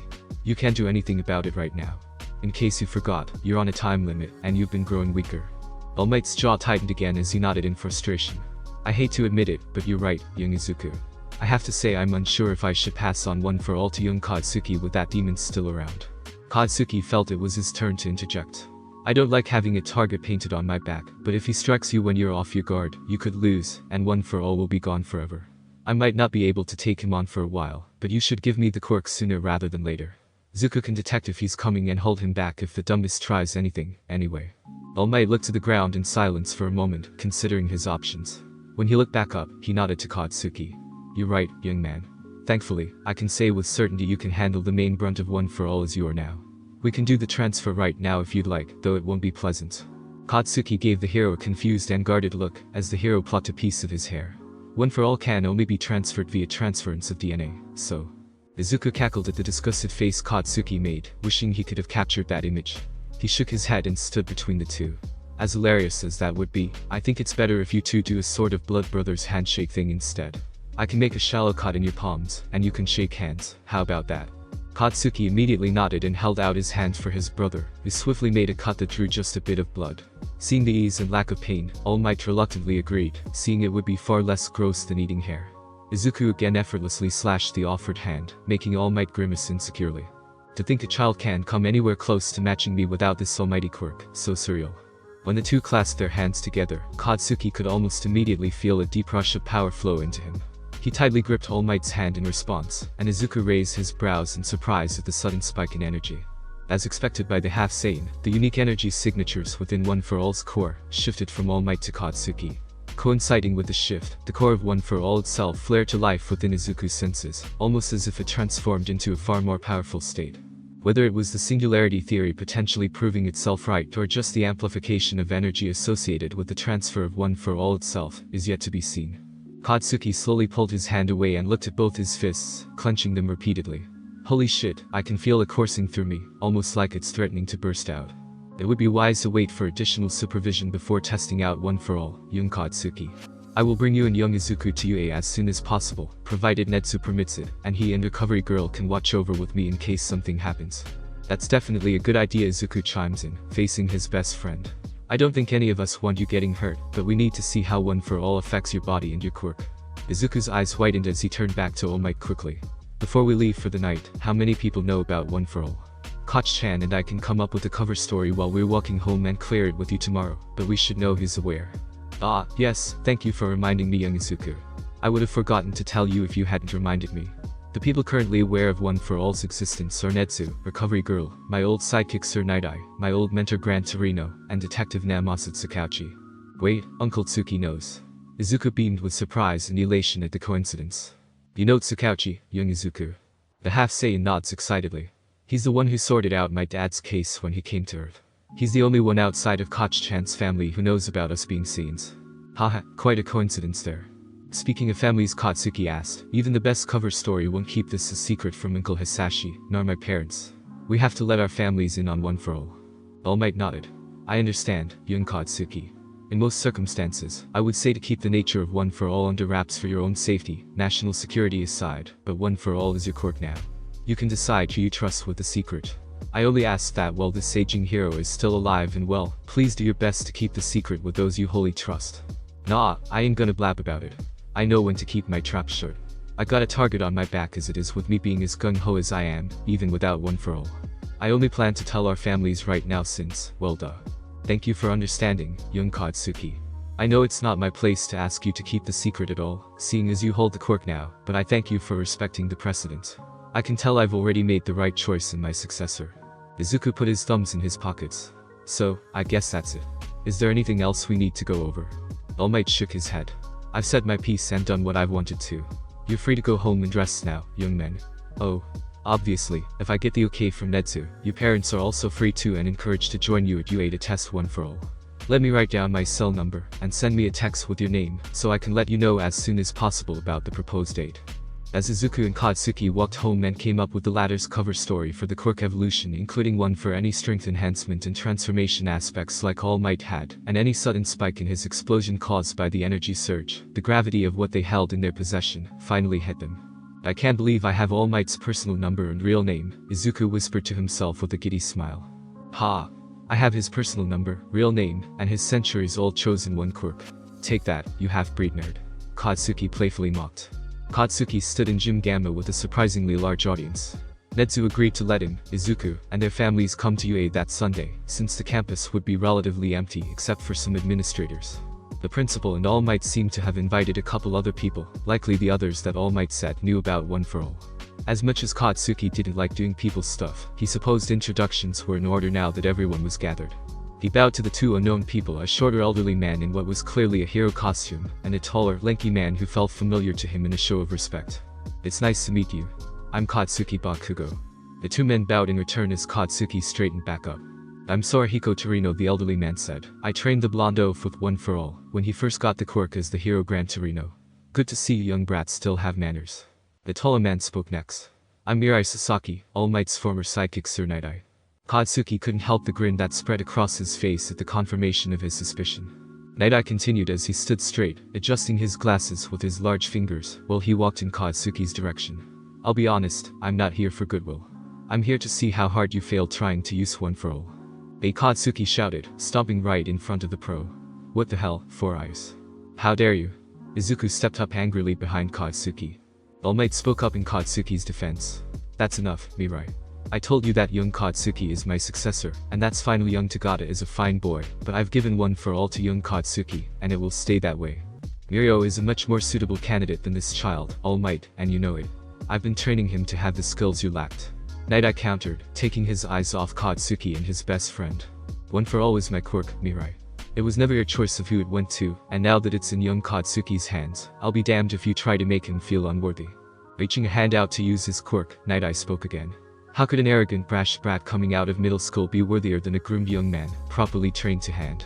Shut your fucking mouth, came a bellowing screech. Turning to face the source, those gathered find a trembling Izuku. Ozone fills their nostrils as his pants permeate the sound waves. His clothes float in the current that wasn't there previously, glaring a burning hole through Sir Night Eye's shocked gaze. His hair stood on end, and Katsuki noticed his eyes had changed from kind emerald green to scorching gold. Ignoring what you said about literally grooming a fucking kid for one for all, Izuku started to rant as Night Eye flinched. I will not let you shit-talk my brother like that. And who are you to criticize me, Kaiku? Night Eye was cut off by a sudden pain in his stomach that carried as he was mercilessly sent rocketing against a nearby wall. He landed on his hands and knees, blood trickling from the corner of his mouth, as he desperately tried to catch his breath. Hearing a high-pitched noise above him and seeing the shadow cast down on him, he looked up to see the same boy who had viciously called him out a mere moment ago. The boy knelt down to get right in Night Eye's face as the rest watched in shock. Katsuki may be brash, but he has a heart of fucking gold. All Might wouldn't have offered the power to either of us if he didn't confirm we are worthy first. Night Eye tried to interject but was again cut off. I really feel sorry for whoever you decided to groom for one for all, considering they probably don't even know you were using them like a fucking tool. One for all is not, and never was, your power. It was All Might's, and now it's Katsuki's, and I'll be damned if you try anything to insult him or take the power from him. Do I make myself clear? Night Eye stared with wide eyes in complete shock. This boy had the gall to not only question, but strike a well-respected hero on UA's grounds, right in front of multiple heroes in UA's staff. This kid had to be trouble, he thought. He reached a hand out, feigning weakness as he moved to try and activate his foresight quirk on the boy, only for the boy to disappear and reappear out of his reach. The only reason he considered his action could have been a mistake was the sheer malice that began emanating from his form. An almost imperceptibly quiet animalistic growl escaped from his grit teeth, his faint crackles of electricity arced along his toned muscles, and his eyes narrowed in wrathful disgust. Don't you dare use your quirk on me or Katsuki, Night Eye. The teen snarled. You have no right to use it on innocent people without their permission. Night Eye finally got to his feet and made to move toward the greenet before he felt All Might's hand pressed to his chest. He looked up, shocked by the look of pity on his former boss's face. Mirai, I think it's long past time for you to leave, he said sternly. But he tried to reply, offended that All Might would rail against him instead of the kid that assaulted him, but All Might beat him to it. Young Izuku, albeit aggressive, hasn't said anything incorrect. Despite how pure your intentions may be, you've admitted to grooming young Tagata for my quirk. That's disgusting. Young Tagata should be his own hero. I don't expect young Katsuki to be me, and one for all is his now. Night Eye just grit his teeth, refusing to back down, despite knowing he was fighting a losing battle. That became more apparent when Netsu spoke up. I must say this revelation is indeed distressing. I'm afraid I will have to rescind your approval to take on students of UA for work studies and internships, effective immediately. I will be recalling Mirio Tagata by the end of the day. I suggest you leave the premises, Night Eye. You are no longer welcome. Night Eye tried multiple times to interject in the middle of Netsu's speech, but failed. He whipped around and stormed out as everything set in, but not without his last 2 cents. You're going to regret this, All Might. This boy will not be a worthy successor like Mirio is. You'll see eventually. Everyone stood silent for a few moments until Katsuki and All Might remembered the raging half-Saiyan teen in the background. Hey, Zuku, you good? Katsuki rushed to his friend's side. Yeah, I think so, Izuku growled. I'm just struggling to calm down. If that wasn't true, then truth was relevant. Raw, unfocused energy poured from Izuku as the electricity refused to subside. He was twitching and shaking in place, trying desperately to relax. Focus your mind, Izuku Hisashi instructed in a calming voice. Night Eye has left. His energy is distancing itself. Katsuki is still here and unharmed, focus on his presence. Izuku closed his eyes after a brief second and took a deep breath. He focused his energy on sensing Katsuki, and it instantly had an effect. Feeling the immense power of one for all coursing through him, took a surprising amount of concentration, as if focusing on 9 different people, including Katsuki himself. After a minute, he released his focus and opened his eyes. He felt much calmer now. His father's advice worked perfectly, as expected. Okay, I'm good. Let's test out one for all now. Katsuki nodded as both boys looked expectantly at All Might. Yes, I believe that's best. I don't wholly approve of your actions, young Izuku, though I understand why you did what you did. Yeah, I'm sorry, I just lost it for a bit there. I understand, but controlling your temper will be crucial to your future as a hero. Now, come over to this cement block, young Katsuki. Katsuki nodded and walked in front of the block All Might directed him to. How exactly am I supposed to activate it? All Might tripped up for a second, coughing into his fist. I'll be honest, One for All came naturally to me. I never had any trouble calling on it and using it. It might have been because I was born quirkless, though. Deciding to save the born quirkless bomb for another time, Katsuki grunted with the little help he received. I guess the best start would be trying to feel it out. I think that's a good start, Katsuki. Hisashi praised. The blonde nodded. You said One for All is an energy stockpiler, right, All Might? At least kinda. All Might nodded in affirmative, confused as to where he was going with it. Maybe I need to treat it like it's Kai, he said to nobody in particular. Katsuki closed his eyes and began taking deep full-body breaths, focusing on his core. He let the thrumming energy of One for All flow from down at his toes to the top of his head and back again.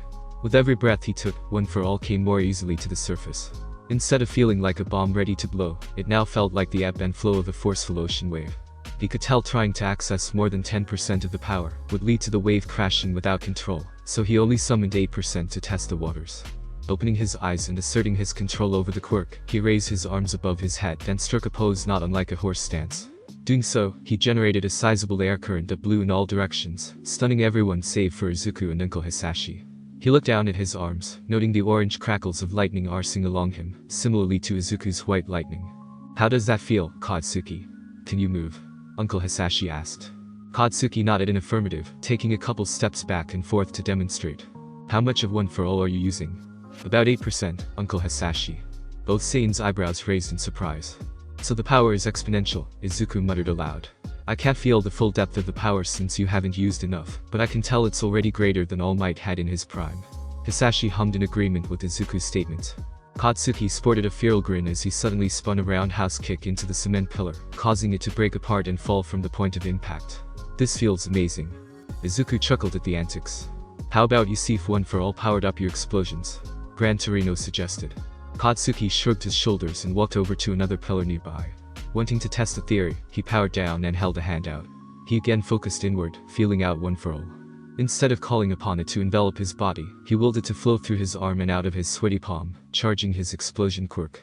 As the nitroglycerin-like sweat ignited, rainbow sparks filled his hand before a massive explosion shattered the pillar, and sent Katsuki flying backward with a grunt of surprise. Thanks to his training with his uncle, he managed to break his fall and get back up quickly, only to be hounded by Izuku and All Might, with Recovery Girl trailing behind. Are you alright, cat? Izuku asked with concern on his face. Katsuki grunted, examining his arm, which was now coated with bruises. His palm was a sickly purple, and his fingers only slightly less so. Not quite broken, but not far from it. Note to self. Don't focus One for All into only explosions just yet. I'd say so. Recovery Girl quipped. You're lucky the blonde oaf had the foresight to do this here where I could supervise. Let me see, dearie. Katsuki acquiesced, letting the elderly hero take hold of his arm. She puckered up and pressed a kiss to his palm. His entire arm glowed as the bruising and pain subsided, followed by a wave of exhaustion, forcing him to shake his head to keep from stumbling. Yue's nurse pulled out a Paz dispenser and gave Katsuki some gummy candies. These will help you recover your stamina. I'd say only one more test before we wrap this up, understood? She asked sternly. Yes, ma'am, Katsuki replied, thoroughly cowed. He may be cocky, but he knew one thing. Nobody fucks with the white mage. He walked to another pillar, the last pillar he would destroy, until he made it into Yue properly. He powered One for All up, this time going to 10%. He flexed various muscles and shadow boxed for a few moments to ensure he could handle the power. He could, but he felt minor strain, so he should probably keep it to 10 or less. 10 should be enough, though. Once again, he held out a hand, the opposite one this time. He refused to keep destroying one part of him if this failed, and summoned both One for All and Explosion in tandem. The same rainbow sparks ignited, but the explosion was more subdued. He could tell it was stronger than explosions at the same exertion without One for All, but weaker than the wild one before. It still shattered the pillar, but there wasn't any negative blowback save the minor strain from his limit of One for All. He bore a toothy grin as he growled in pride, fist pumping with the same hand. Hell yeah. As Izuku ran in and tackled his brother with a hug, Hisashi mused to himself loud enough for the others to hear. It seems that One for All should be used similarly to Kai. Spread across the body to reduce strain and only focused into one part for stronger and more desperate attacks. With his explosion, I believe a similar phenomenon is at play. Focusing One for All into an explosion, even if he uses the same percentage, focuses the energy into too small a point for him to safely use. It could be a good last resort if he needed it to survive. I suspect that training both explosion and one for all might increase his natural resistance, enough to use the more intense attack. The Covery Girl and Netsu agreed with nods, while everyone else just stared at the impressive on-the-spot analysis. Please don't make a habit of damaging yourself just to use stronger moves, though. It would be unwise. Netsu stated while Recovery Girl and Gran Torino waggled their canes threateningly in Katsuki's direction. Oh, of course, sir, Katsuki said. Very good, Netsu replied. I believe that will conclude our testing. I hope to see you and your friend in the hero course in the coming school year, boys. Don't forget to keep up with your studies. Izuku smirked as he blocked yet another one for all powered punch from Katsuki, who just growled in frustration. Friday, February 23rd, would be their last training session before the entrance exam, and they planned to make the most of it. Why wouldn't you go all out, you fucking nerd? Katsuki screamed as he launched toward Izuku with a flurry of punches and kicks. Izuku dodged a few of Katsuki's hits, blocking some others. Simple. We'll eventually face each other at UA. The blonde leaped back, firing an 8% explosion dubbed his Azido technique, in reference to the azidozide chemical in clusters at Izuku. And what do you mean by that? In response, Izuku flared his Kai and crossed his arms in front of him in an X, tanking the explosion with only a few surface marks to show for Katsuki's efforts. Whether it's in class or the sports festival, we'll have to fight eventually. I want to keep some tricks up my sleeve, you know. Fuck you, smartus. Katsuki screeched while firing rapid clusters of 4% Azido attacks. Says the kid that goes to bed at 9 PM sharp every day. Izuku taunts while launching a volley of energy balls to match each explosion, cancelling each other out in the process.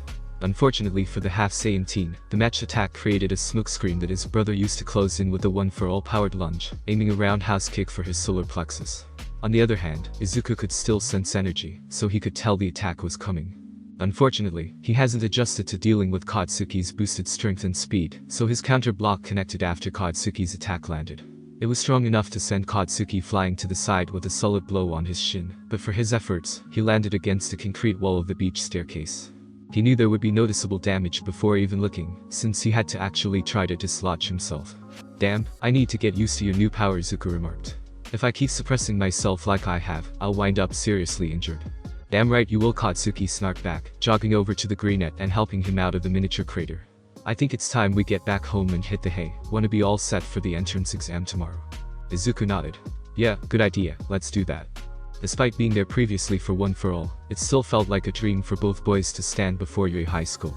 Izuku's tail swished rapidly in excitement just being near the building, while he floated above the ground next to Katsuki. This is so exciting, Koch-chan.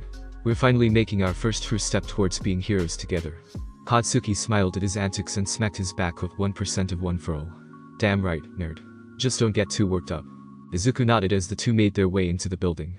As Katsuki expected, Izuku asked for the autograph of every hero they noticed on their way to the testing hall.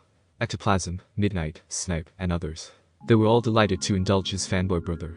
He wanted to rein him in, but he was getting 2 signatures per hero, so he let it slide. He was as much of a fanboy as Izuku, just more restrained. Both boys sat down in their seats for the practical presentation with confident smiles. They knew they would do well on the written exam, thanks to Izuku's father's tutoring. He made sure to train them not just in body but in mind. You can have all the power in the world, but it will be useless if you cannot utilize it properly. The lights in the lecture hall suddenly turned on, revealing President Mick at the podium. Hey there, listeners. I'm here to tell you about the practical exam for the hero course. Are you ready? Without hesitation, Izuku and Katsuki shouted a yeah. For the voice hero, feeling no shame even when they were the only ones to do so. They were rewarded for their efforts with finger guns in their direction. Thank you, kiddos. With that out of the way, let's get this explanation underway. Follow along with the packets and the IDs on your desks if you need to. The projector behind the speaker lit up with graphics related to his speech. You all will have 10 minutes in one of our mock city arenas to get the best score you can. You're free to bring any items on your person, so long as the staff have given them a thumbs up. Your assigned testing site is labeled on the ID card on your desk, with a miniature map to the side on the back. Got it. Izuku and Katsuki leaned in toward one another and compared cards. Damn, Izuku muttered. We're in different sites. Makes sense, Katsuki replied in the same hushed tone. They want us to get in on our own merit, not by teamwork with others we know. Each testing site has 3 kinds of faux villain robots to defeat. President Mick continued. Each type has a different point value depending on their sturdiness and offensive capabilities, and you'll earn those points for each one you can destroy or otherwise disable. Of course, there's no attacking other examinees, so don't try anything funny. A stiff hand raised as a boy with blue hair in a sophisticated uniform stood from his seat.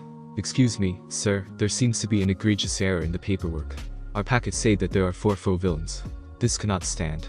He then whirled around and glared right at Izuku and Katsuki. And you too. You've been muttering on and off the entire time. Please take this seriously, we are trying to be proper heroes here. Katsuki glared back and was about to retort before Izuku stood up and did it first. I'm sorry, friend, but we were checking something on our ID cards with one another in case there was an error. I'm sure President Mick was about to explain the 4th robot if you look closer at your packet. He bowed quickly and sat down as the hero interjected. The green-haired listener is right, examinee 7111. Thank you for pointing it out, though. After a brief albeit stiff apology by the blue-haired teen to both the boys and the hero, the latter continued. The 4th robot on your packets is worth an astonishing 0 points. It's not meant to be taken down, but rather to be avoided. Because of its size, there will only be 1 gimmick bot per site. Are there any questions? With nobody speaking up, President Mick concluded the presentation. If that's the case, then I'll let you listeners all get a move on to your testing sites. Break a leg, and say it with me. Plus Ultra. Izuku centered himself as he stood in the starting area of the mock cityscape, breathing rhythmically and drawing on his kai. He could hear the whispers and murmurs around him, likely talking about how he looked, considering their energies were honed in on him, but he ignored them. He used his kai to feel out his rivals, not opponents. They're only competing for a spot in the hero course, and wasn't surprised at the range of emotions he could sense. What did catch his focus, however, was the nervous energy of a reasonably strong person. He opened his eyes and saw a brown-haired girl shaking in place, pressing her fingers together. He could barely see a faint pink glow from raised pads on them, likely a 5-point activation quirk, he surmised, as the energy source, and he started walking to her, only to be stopped by a familiar presence, placing a hand on his shoulder. Are you trying to distract her more? She looks like she's trying to focus. Izuku sighed and closed his eyes briefly before sending a steely glare into the blue-haired boy's eyes, making him recoil from the threatening aura he gave off. You really should stop assuming the worst in everything and everyone. That's not what a real hero does. Well, it's none of your business. I was going to give her a pep talk to help calm her nerves, so please leave me to that. With his declaration made, Izuku walked over to the brunette who had looked over during the commotion. He cooled down as he walked, ensuring he felt approachable enough as he smiled. This all must be stressful, right? Trying out for the best hero school in the country. The girl hesitated before nodding. Why yeah, it's really fraying my nerves. Izuku held out a hand to her. I'm sure you'll do fine.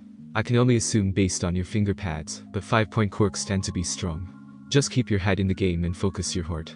The girl stared in awe for a brief moment, taking his hand and shaking it with a smile of her own.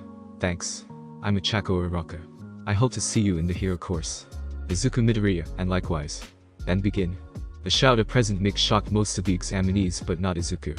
He sensed his presence a while ago, and felt the hero's energy rise sharply before the scream.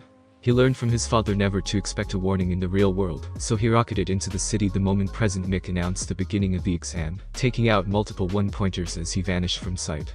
That listeners got it. There aren't any countdowns in the field, go go go.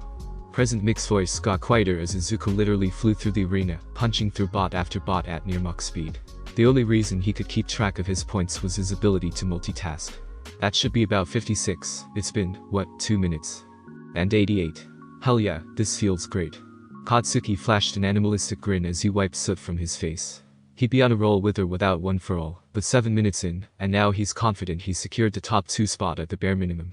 Destroying these bots felt almost beneath him with how much power he held, but it was fun and the perfect outlet for his aggression. Hearing shuffling, he looked to his side and saw a tired-looking kid with purple hair, struggling to get a piece of scrap metal off one of the half-destroyed robots. He walked over, grabbed hold of the joint that held it in place, and crushed it, releasing the scrap for the other examinee. There you go. Better get a move on, eyebags. Don't want to fall too far behind.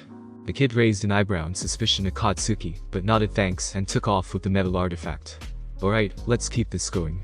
Katsuki screeched gleefully as he launched himself at another 3-pointer, not noticing the rumbling of the ground beneath him. Quite an impressive duo we have this year, yeah. Midnight commented in the staff's viewing room. Ectoplasm nodded. It's like they've been groomed since birth for this. Uncharacteristically, Eraserhead commented. They haven't, as far as I can tell. The other staff in the room turned to face the underground pro. The kid with explosions is Katsuki Bakugo, and the kid with the tail is Izuku Midoriya. Bakugo's parents are fashion designers.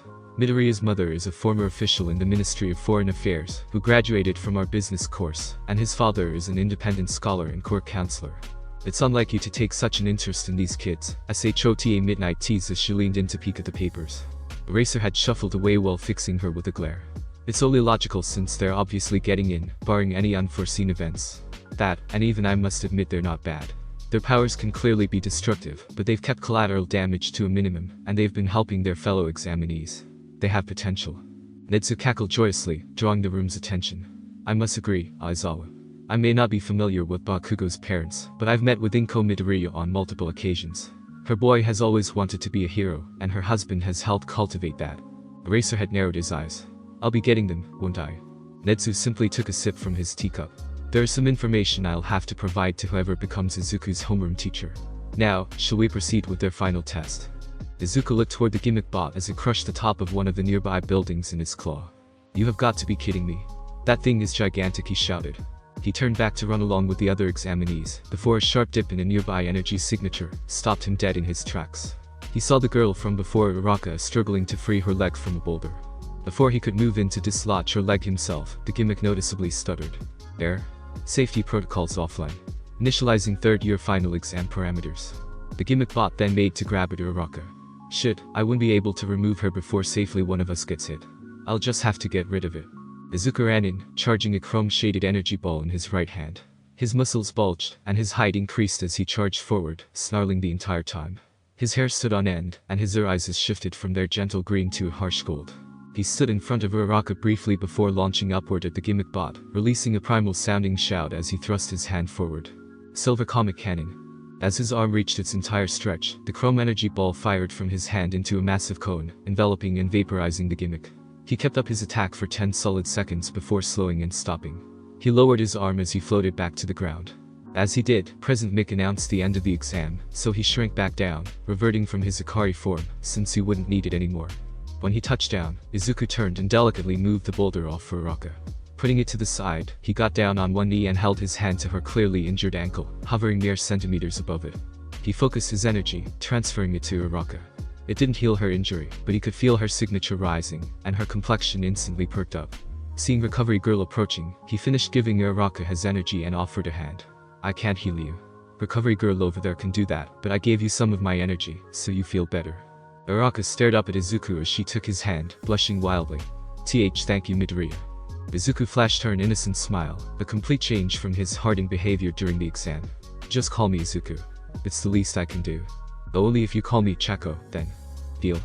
The entire staff sat silently at the raw power that Midoriya had displayed for them, Netsu included.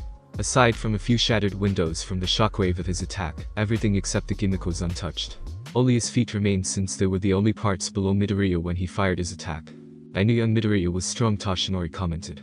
But I wasn't expecting that. Netsu nodded in agreement.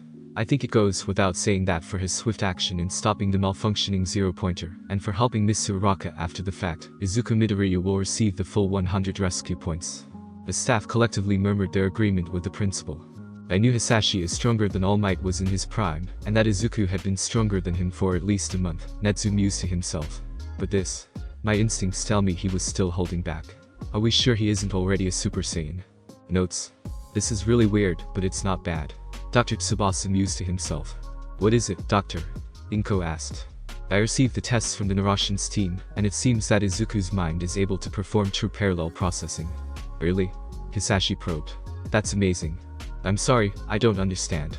Inko looked confused, as did Izuku. What we perceive as multitasking isn't real multitasking. What instead happens is that while the brain can perform parallel processing on a physical level, that doesn't translate to our conscious ability to perform tasks at exactly the same time.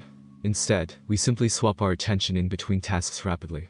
True multitasking, parallel processing, would be splitting one's attention between multiple tasks at the same time. Our people were vaguely aware of this phenomenon, but we believed true multitasking was as mythical as the Super Saiyan. Hisashi interjected.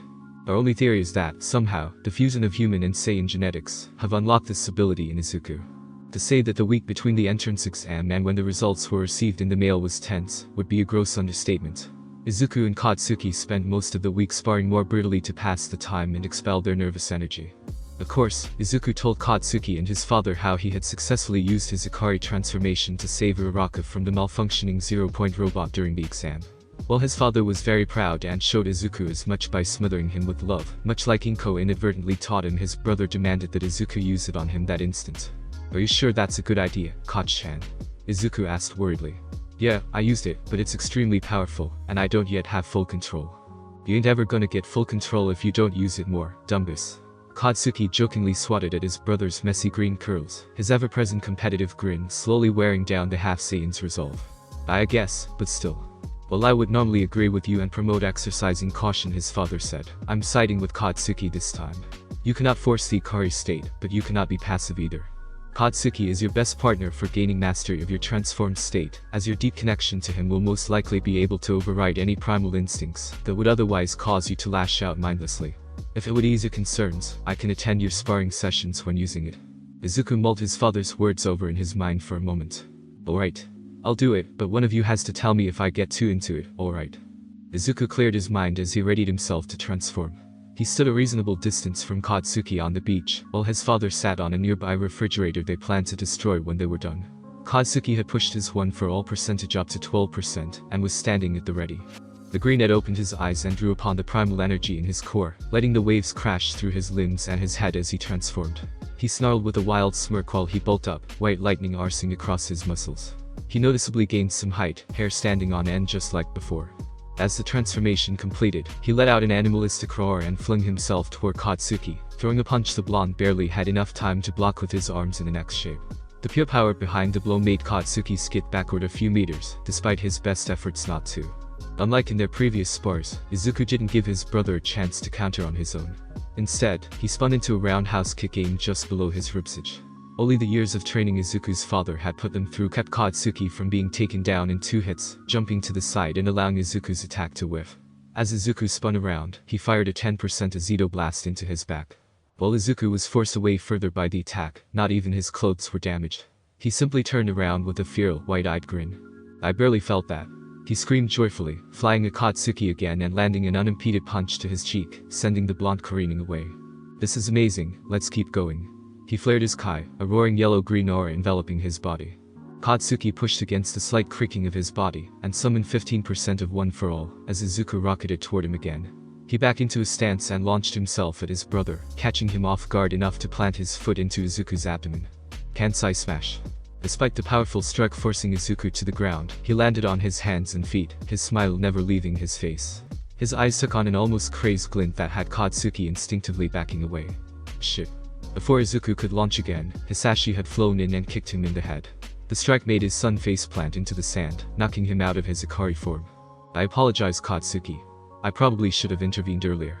It seems we'll have to work more on the Ikari form than I expected we would have to. Katsuki nodded wordlessly as his eyes drifted down to his unconscious best friend.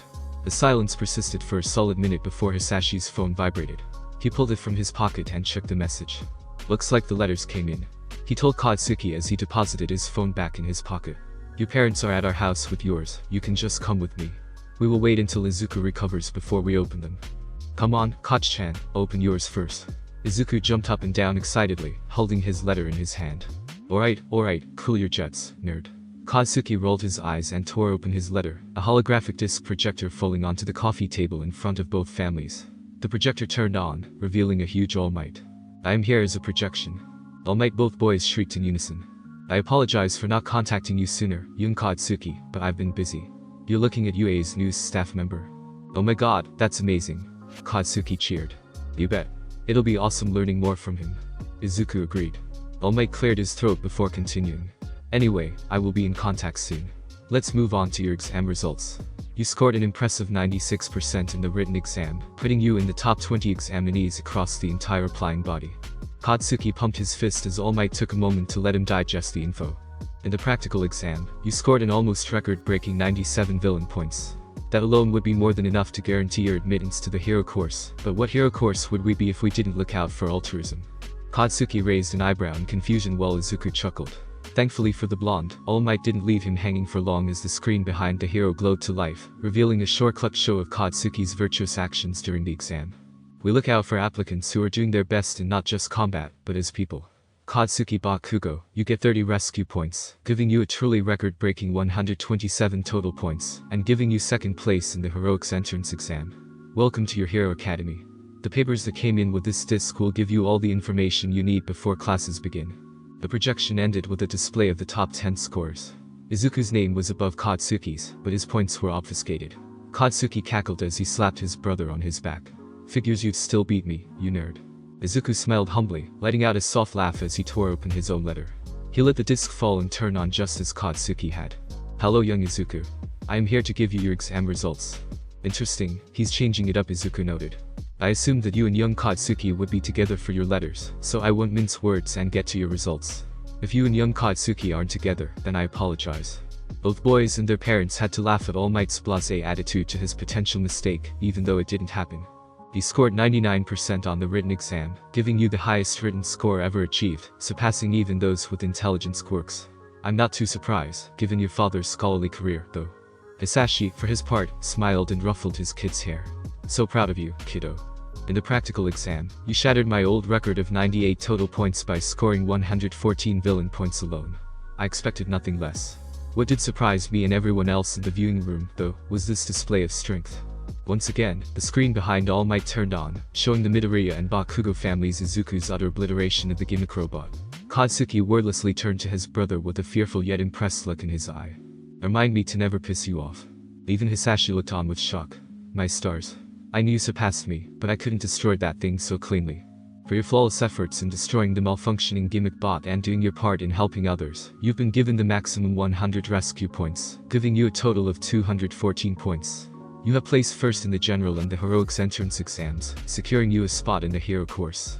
Welcome, Izuku Midoriya, to your hero academy. Now, Principal Netsu told me a second disc should be hiding in the papers you've been given, and he has asked me to make sure your father watches it. I will see you in young Katsuki soon. The projector turned off again after showing the top 10 scores. This time, Izuku's score was shown alongside everyone else's. Izuku looked through his papers, unfolding them until he found the second disc All Might mentioned, and handed it to his father. Hisashi quickly found the on button and turned on the projection disc. Instead of All Might being displayed, this time, it was Netsu. Hello Mr. Midoriya. Am I a bear, a dog, a mouse? Nobody knows, but all that matters is that I'm UA's principal. Hisashi raised a brow and spoke a rhetorical response in an almost bored tone. Obviously, an albino Sto-Dumborat mix. The quiet ding could be heard as the primary projection paused. A second, smaller projection came from the side, showing Netsu again. I'm impressed. I didn't think you'd guess it, but yes, I am a mix of an albino Stoat and a Dumborat. Izuku couldn't hold back his giggles as Hisashi nearly short-circuited. The primary Netsu projection unpaused itself. I'm sending you this message because I'd like to send an offer to you. The boy's acceptance letter showed that All Might is joining our staff team. Unfortunately, he's still new and has requested assistance teaching his classes. I would like to extend an offer to you as a result. Thanks to you being an alien and not a hero, you shouldn't have any serious biases that my other staff might have for or against All Might. You've also proven yourself to be a capable instructor and tutor to your children. I also suspect that the power that young Izuku used is still new and might require further cultivation. Being his father and a Saiyan, you would be best equipped for that. This opportunity would also allow you to personally vet my staff before I tell them about you and your son's natures. I am offering you a position as an independent analyst and core counselor for UA, and the primary combat instructor for foundational heroics. Please email me at the address in Izuku's acceptance letter with your reply. This offer does not expire, so take all the time you need. The projection turned off after Netsu's lengthy explanation, shocking everyone in the room. Hisashi stared at the projector disc in his hand with a dumbfounded smile. Izuku, be a dear, and let me look through your papers when you're finished, please. Katsuki made a mock gagging sound. If my old man became one of my teachers, I'd fucking hurl. Uncle Hisashi is cool, though. Katsuki Bakugo. Misuki shouted indignantly while Masaru chuckled shyly.